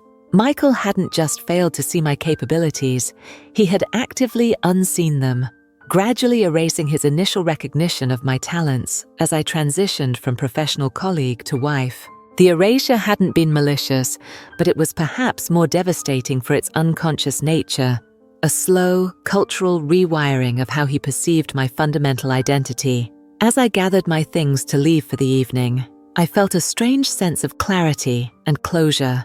The Porsche sale that had catalyzed my professional rebirth hadn't just funded Phoenix Capital. It had shattered the perceptual limitations that had constrained both Michael's vision and, to some extent, my own. 2 days after receiving Michael's revelation about our pre-marriage connection, I convened Phoenix Capital's newly expanded leadership team to discuss the Lancaster Group investment offer. Olivia was present as our marketing director, along with our financial analysts, restructuring specialist, and legal counsel. Lancaster's proposal is strong, I began, displaying the terms on our conference room screen. 20 million for 15% equity, with full operational independence maintained. However, we've also received preliminary interest from Meridian Financial and 2 other institutions since news of the offer leaked. A bidding war for Phoenix Capital, Olivia observed with satisfaction. Quite a change from 30 days ago, when you were selling a car to fund basic operations. The team chuckled appreciatively, the extraordinary trajectory of our firm's growth not lost on anyone present. Before we evaluate these offers, I continued, I want to clarify our long-term vision.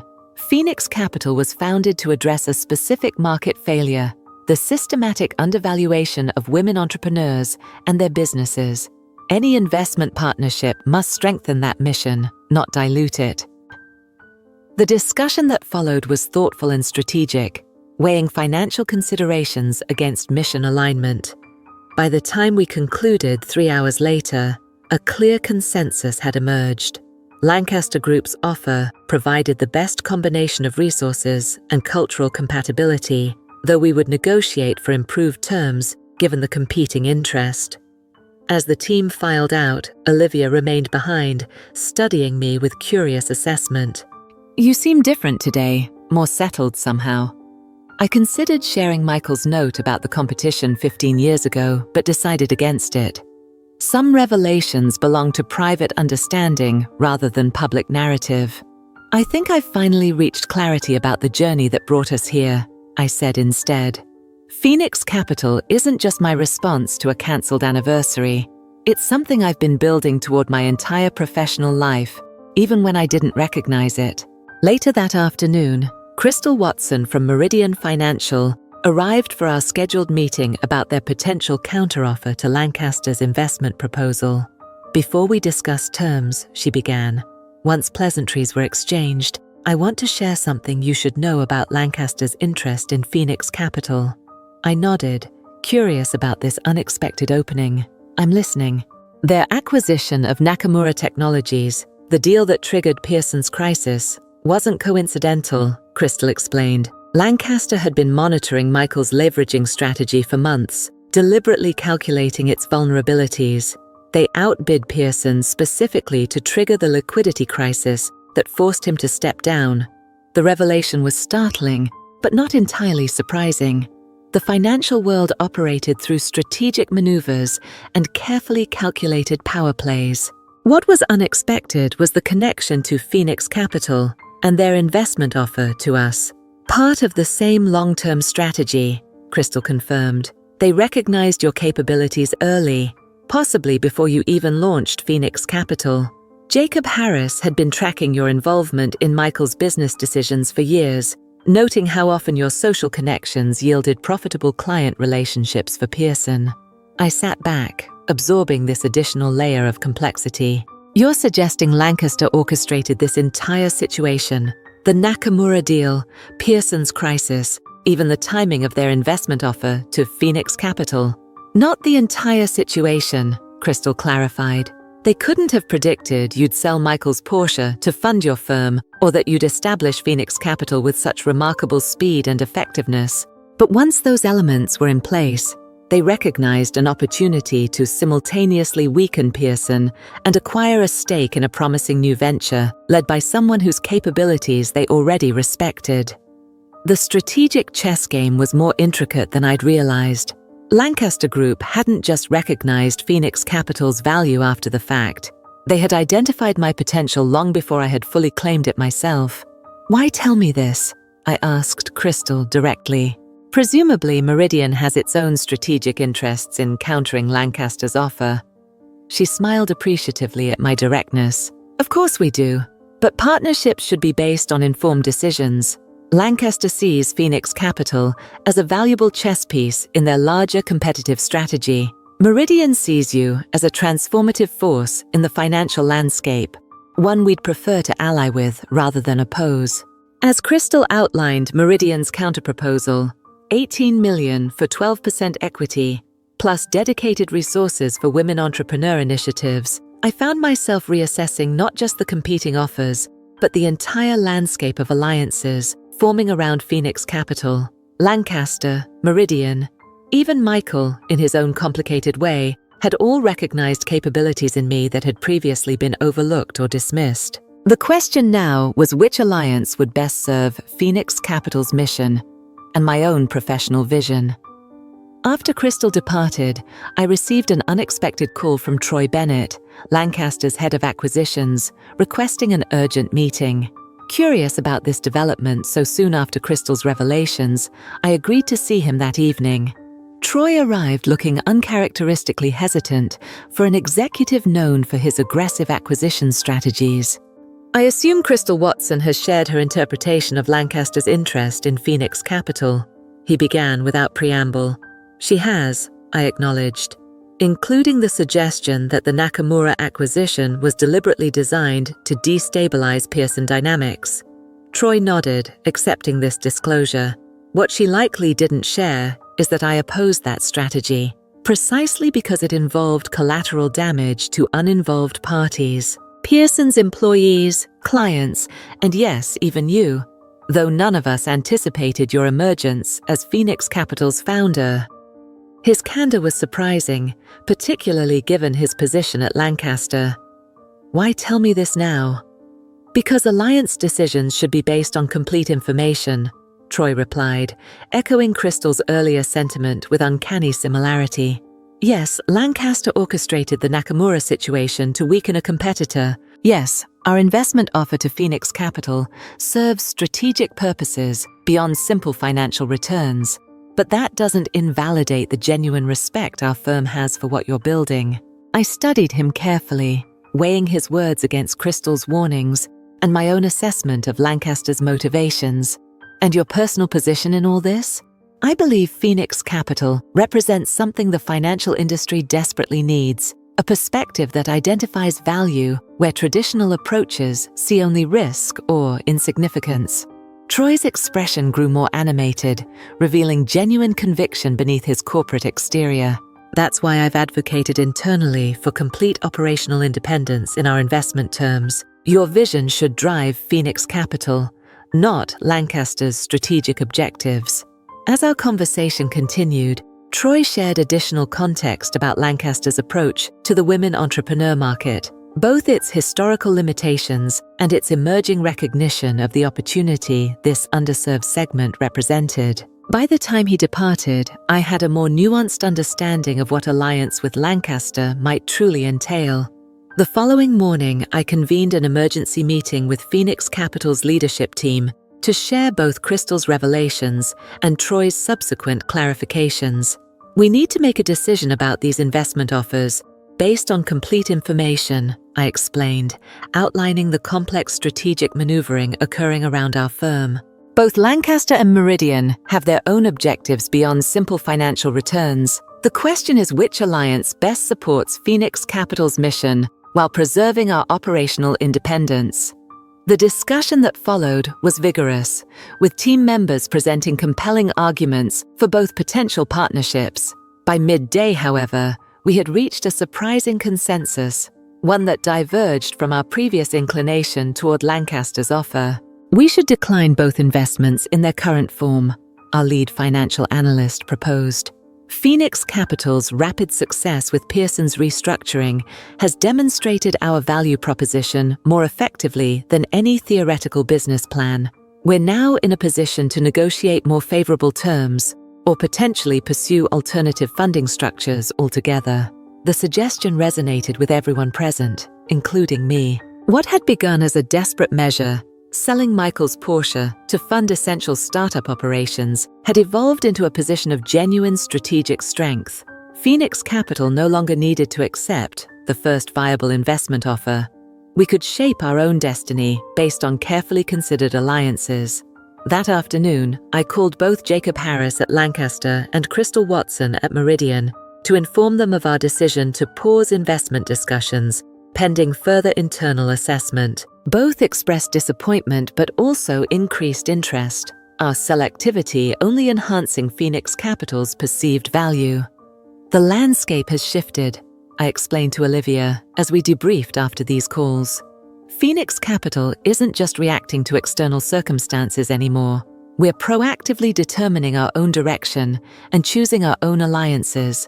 From selling a car out of desperation to declining $20 million in investment because the terms aren't quite right, Olivia marveled. If you'd told me this would be our reality a month ago, I wouldn't have believed it.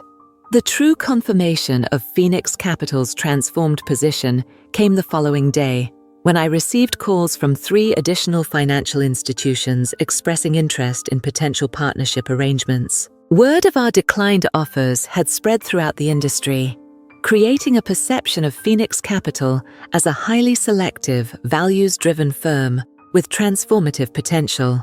By week's end, we had scheduled preliminary discussions with 7 different potential alliance partners, each offering unique combinations of financial resources, market access, and mission alignment. Phoenix Capital had evolved from a desperate entrepreneurial gamble into a coveted strategic partner, with the luxury of choosing its own collaborators.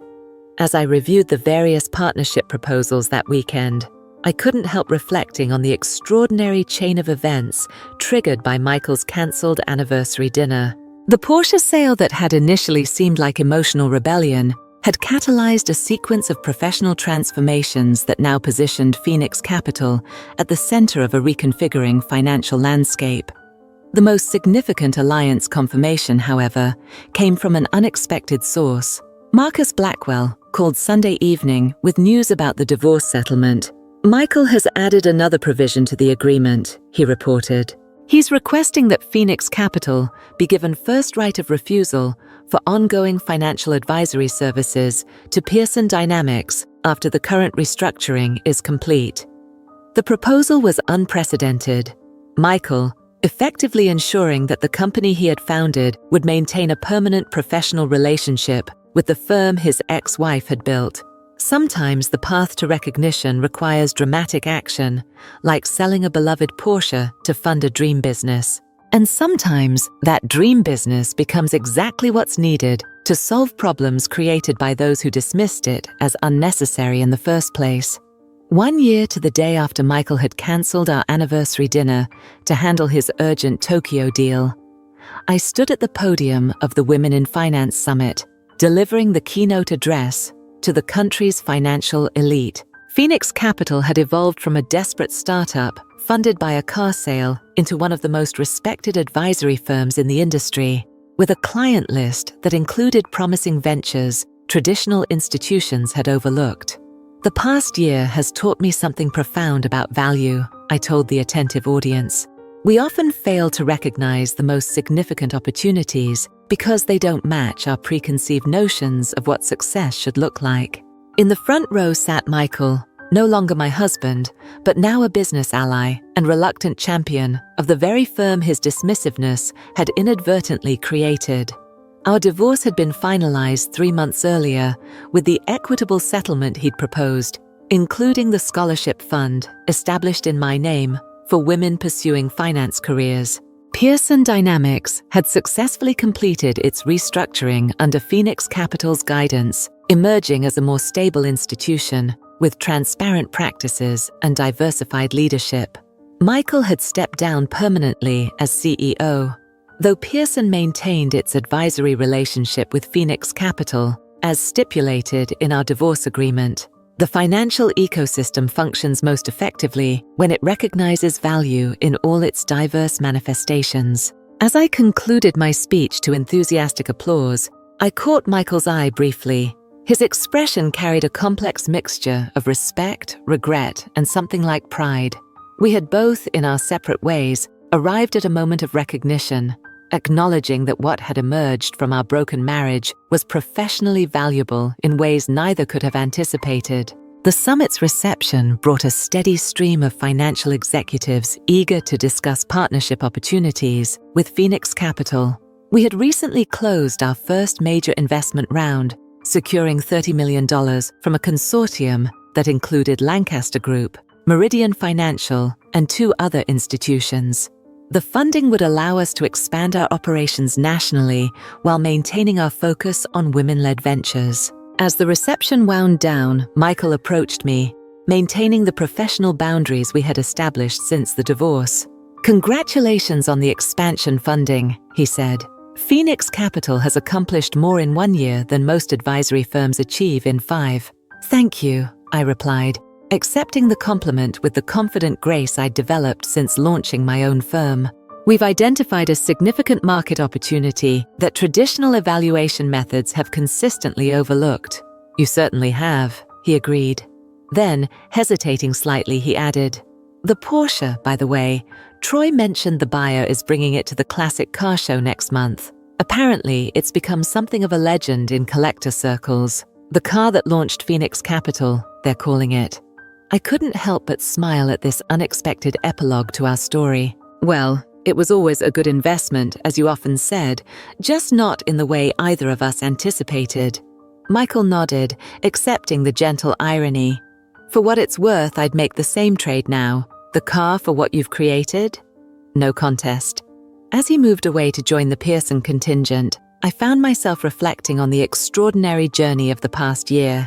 What had begun as an act of rebellion, selling Michael's prized Porsche after yet another cancelled anniversary, had catalyzed a complete transformation of my professional identity and, increasingly, the financial landscape itself. The Phoenix Fund, our newly established investment vehicle focused exclusively on women-led ventures, had already directed over $50 million to entrepreneurs who might otherwise have remained underfunded. These businesses were addressing market needs that traditional companies had ignored or underserved, creating both economic value and social impact. Olivia joined me as I prepared to leave the summit, her eyes sparkling with the satisfaction of our shared success.